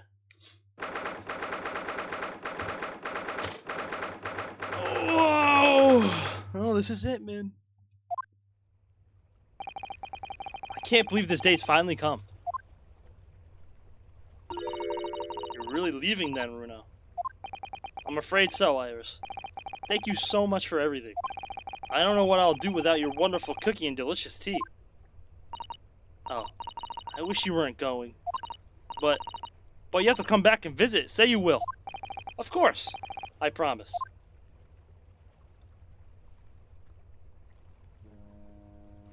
Well, it was a very brief reunion, but it was a pleasure to pursue a case with you again after so long. For a while, at least, it felt like old times. Yes, I suppose on the reflection. I suppose on reflection, there's something to be said for it. Having a little fun once in a while. I'll just go and say goodbye to the professor as well, I think. Alright, Iris, you do that.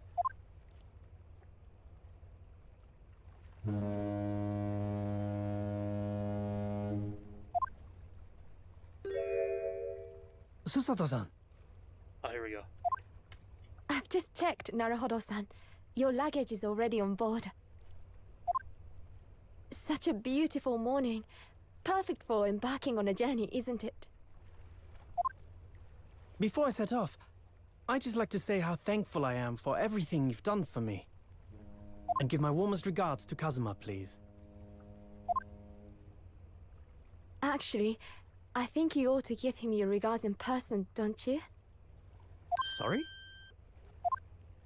Ryunosuke, Kazuma! What are you doing here? Oops. Huh. do you really think I'd miss my best friend's departure? Aw. Thanks. To be honest, I'd been looking forward to our wild time tearing up the streets of Her Majesty's capital, but, Well, we'll have to save that for another time. Personally, I'm looking forward to facing you in court again. me too. But, we're both defense lawyers, so, I'm going to become a prosecutor. I'll stay in Lord Van Zeek's tutelage for the time being, but before long, I intend to be just as formidable as the Reaper himself. Oh, I see. Actually, Ryunosuke, I have a favor to ask. Name it.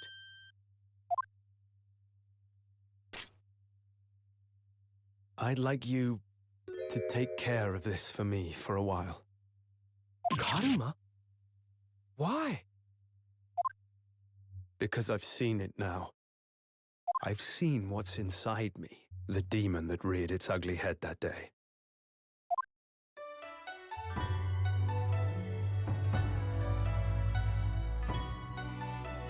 It was only for the briefest of moments. The last time I came face to face with that inspector. But it was unmistakable. I wanted to kill him. I've always known there are demons that live inside people. And now I know there is one in me.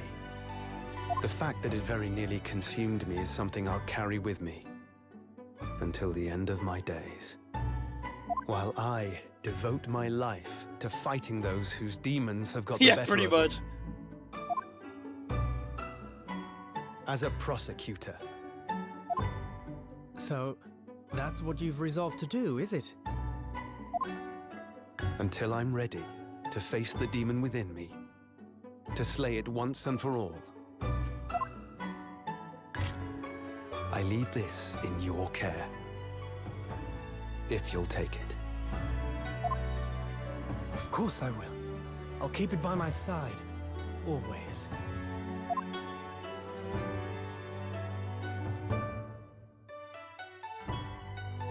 Until we meet again, then. You have your path to follow, and I have mine. Naruhodo-san?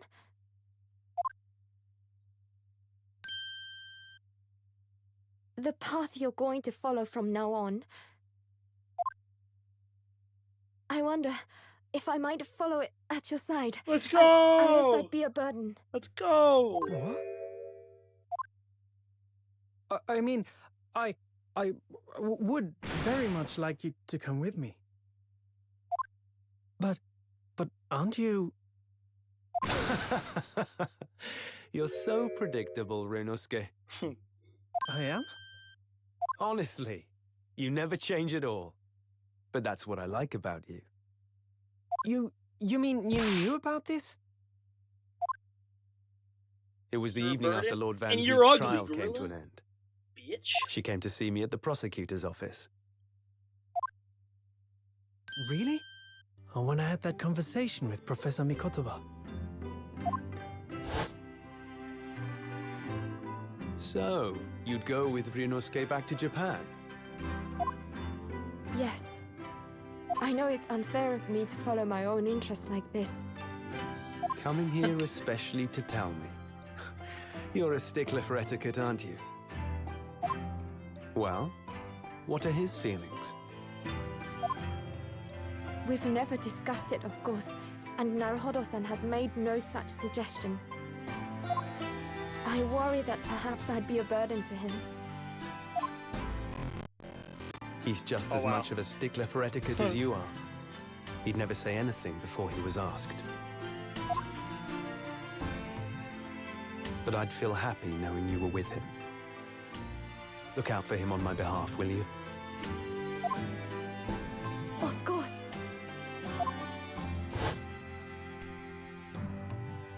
Susato-san.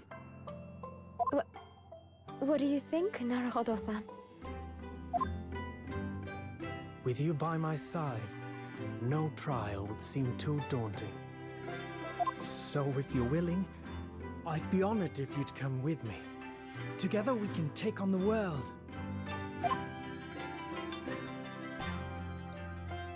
I'm terribly incompetent, but if you'll have me, I'd be delighted. Let's go. Oh, no, not at all. If anyone's terribly incompetent, it's me. Ah! What's wrong? Your luggage, Susato-san. There's no time. The ship's going to set sail any minute now. It's all right. There's no need to worry. As it happens, my luggage is already on board too. It is? Oh, she was already ready to go. Your fine judicial assistant has everything in hand as always, I see.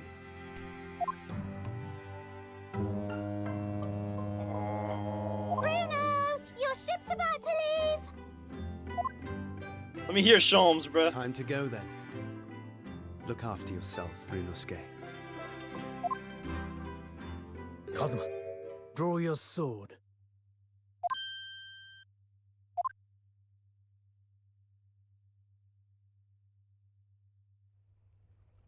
We get an anime ending.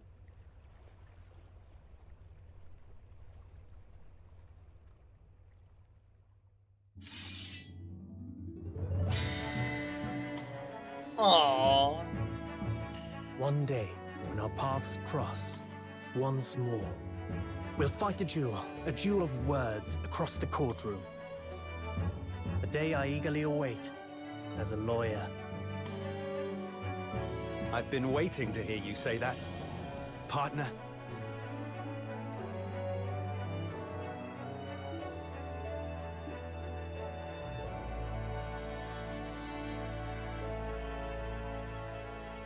So beautiful, man. Don't forget me then, Kazuma. As if I could, Ryunosuke. And Mr. Sholmes. Let's go! Thank you so much. I'm very much indebted What to does you. Mr. Sholmes sound like? Indeed, Mr. Naruhodo. I believe you are. I'll never forget all you've done for me during my time in London. Quite. I should like to think you will remember your debt of gratitude. Especially when I visit you in your country. What? The truth is, although many are ignorant of the fact, the world is far smaller than most folk realize. Well, I'd be delighted if you came to Japan one day. Oh yes! Would welcome you with open arms, Mr. Sholmes. Oh, that sounds wonderful! I can't wait! In that case, let us conclude that this is to be merely a brief parting, my dear fellows.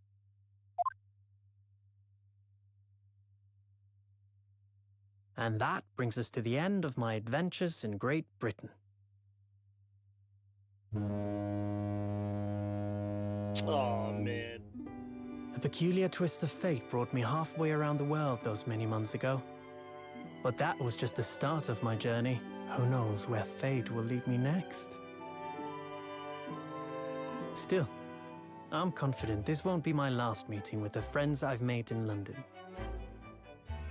And Oh, when yeah? we're together again. Well, where's my third game? No doubt, the first words I'll hear will be, Objection. Come, the game is afoot. The game is afoot.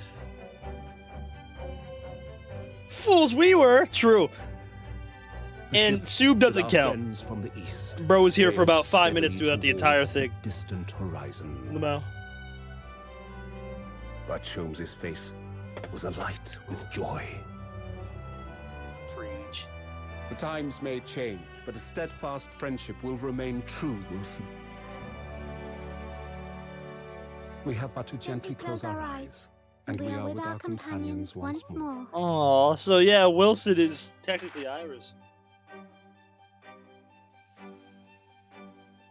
So I do just that. And when I do, I can hear his strong, familiar voice ring out. Objection! Until we meet again, Bruno. Wow, man. Wow, man. I got nothing but applause, bro. Holy shit. I honestly, besides Ace Attorney 3, I think this might be like my favorite Ace Attorney. Trials or Tribulations with like Godo was probably one of my favorites. But this was really good, man. The characters, the cases, all like the cases between both games all intertwining into that one case at the end was fucking awesome, bro. The music, this is probably my favorite music out of the Ace Attorney series, though. I don't know why, I just like this music a lot. The 3D animation I was kind of iffy about at the beginning. When I first started the first game, I remember I was like, I don't know if I like this all too much. But I like it a whole lot. I like it a lot. I know Phoenix Wright 4 through 6, they start doing like the 3D animations and shit. So that would be nice to do when Apollo Justice comes out. Yeah, no, I mean, the cases were all good in this game. There really wasn't anybody I hated too much besides Strongheart. Van Sykes was an awesome prosecutor.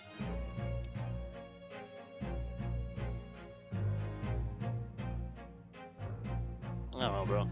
I find it crazy that this team can think of such like complex like puzzles and mysteries and put it all into like one case at the end there, like how they did. That was insane.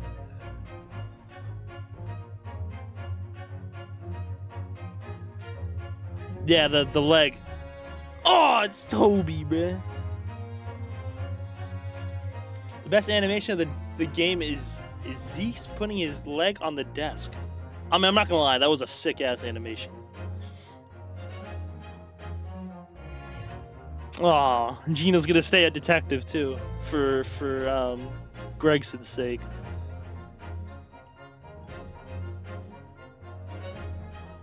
Oh man. Kind of insane music for portable games off the route. I'm glad they put this to PC.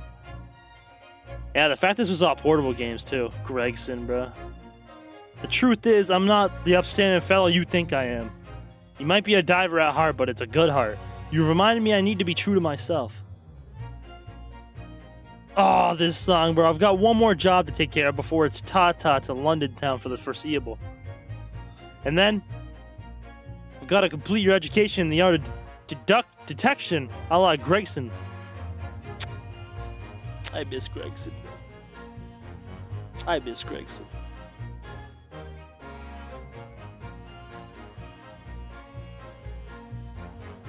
This motherfucker, bro. Lure the tutorial prosecutor. Objection! Wait, they became defense lawyers? No way.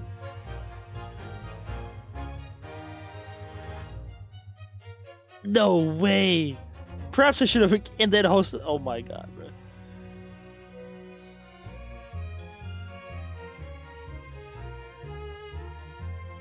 I wonder who the new judge for Japan is.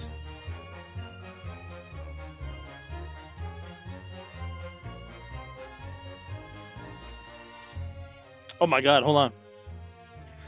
Mama, is it true about Japanese people? Are they experts at filleting corpses? Yes, they are. Fish corpses, on the whole. I like to hone my own filleting skills. You don't mind, do you, Mama? Yes, I do. I'm not a corpse yet, am I? Chee! No. And I'm glad. Aww.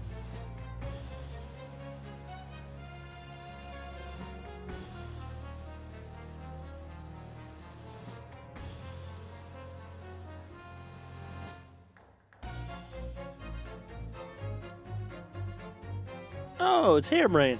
Here I am again in Great Britain on the invitation of my dear old university friend. He sent me a very nice letter saying he'd like to show me around now that everything was settled. But what have I done? I was so excited I picked this splendid hotel and now I can't afford the bill. Oh, Barak, come to my rescue again, please. I wish I could just vanish into thin air sometimes.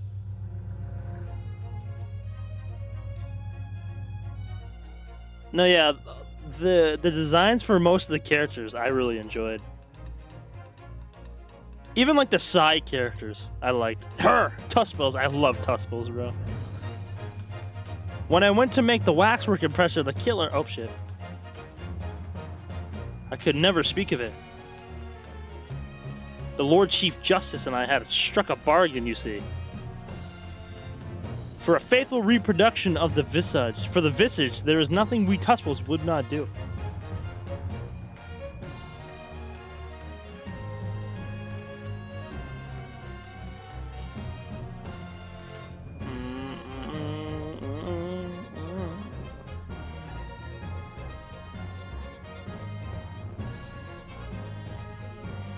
This guy, bruh.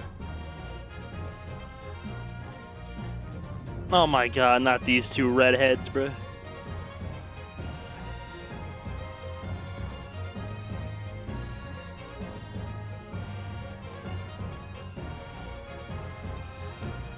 Oh, Daly, how charming. Made lots of new friends here, I see.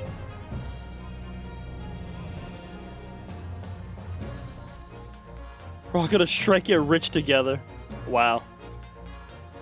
So for the people who kidnapped him, he's gonna be partners in crime with? Alright.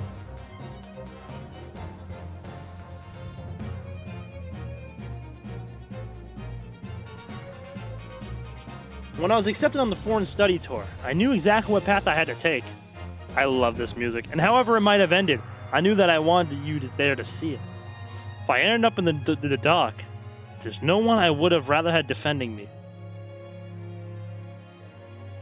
But now, thanks to you, there's a new path I want to take. I'm sure we'll meet again in the courtroom, my friend. Until then, I'll leave Kuruma in your care.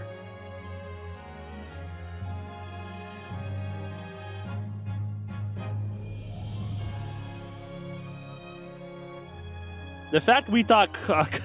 I find it the most funny that we thought Cosmo died in the stupidest way possible, bro. Stupidest way possible. I made some tea, Naruhodo-san. It's important that you rest while you can.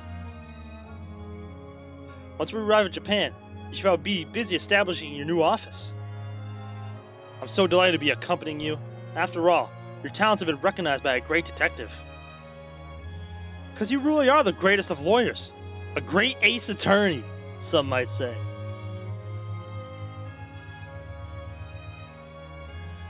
And the only stupid thing about the first game, I think they definitely did that purposefully. They wanted to be stupid. Aww.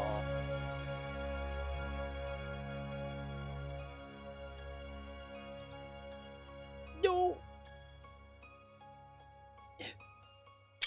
Nice. I had to make sure to get a screenshot just in case.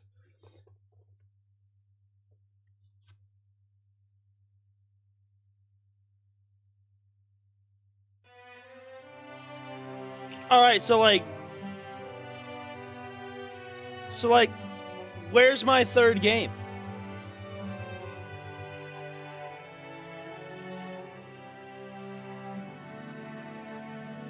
Is that? Oh, wow.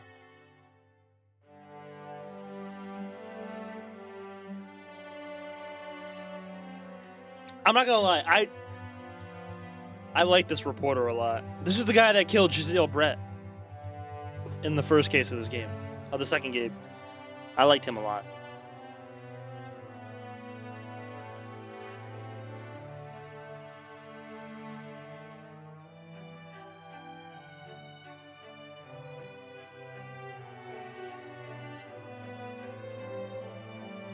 Oh man, what a great series, W series, man. I am really glad I got into Ace Attorney though. I've always been eyeballing it, you know. I really just never like got the chance to play it. So like, I'm just kind of glad I was able to. And then when Apollo Justice comes out, I'm gonna start playing those as well. Well, that's after Infinite Wealth and Persona 3, of course. But then run Rebirth, because I'm probably gonna be playing. Honestly, I'll probably be playing Persona 3 when Rebirth comes out.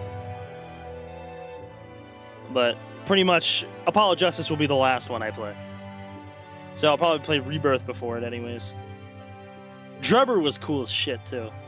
I will admit, I really did like Drebber.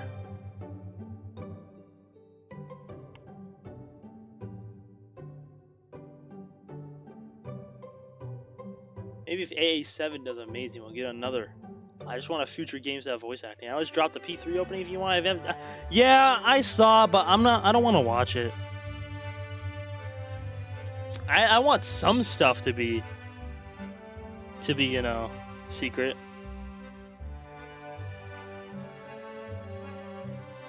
Cause like the opening movie, really? Infinite Wealth is gonna take up so much time. W side content, where like literally when Infinite Wealth drops, bro, I'm not playing anything until I 100% that game, bro. Maybe here or there I'll take like a day break or something, but probably for the majority of my my vacation, I'll be playing Infinite Wealth. Man, I miss Gregson, bro. I liked Gregson a lot. Hey, look at them with their reasoning of deduction, bro. We're going to Hawaii!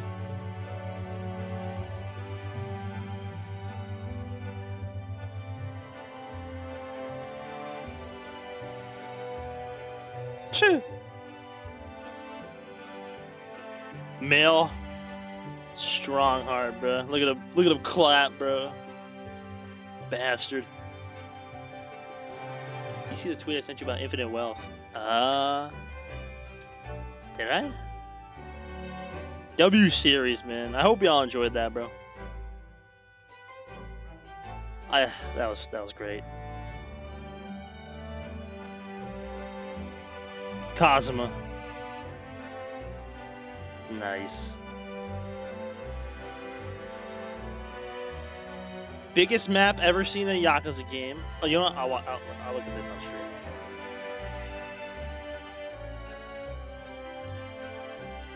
Capcom. W Capcom.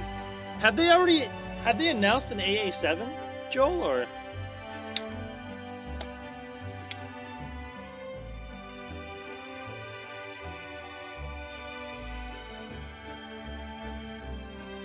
I mean, they kind of really teed off this game for a third one. At least I feel like.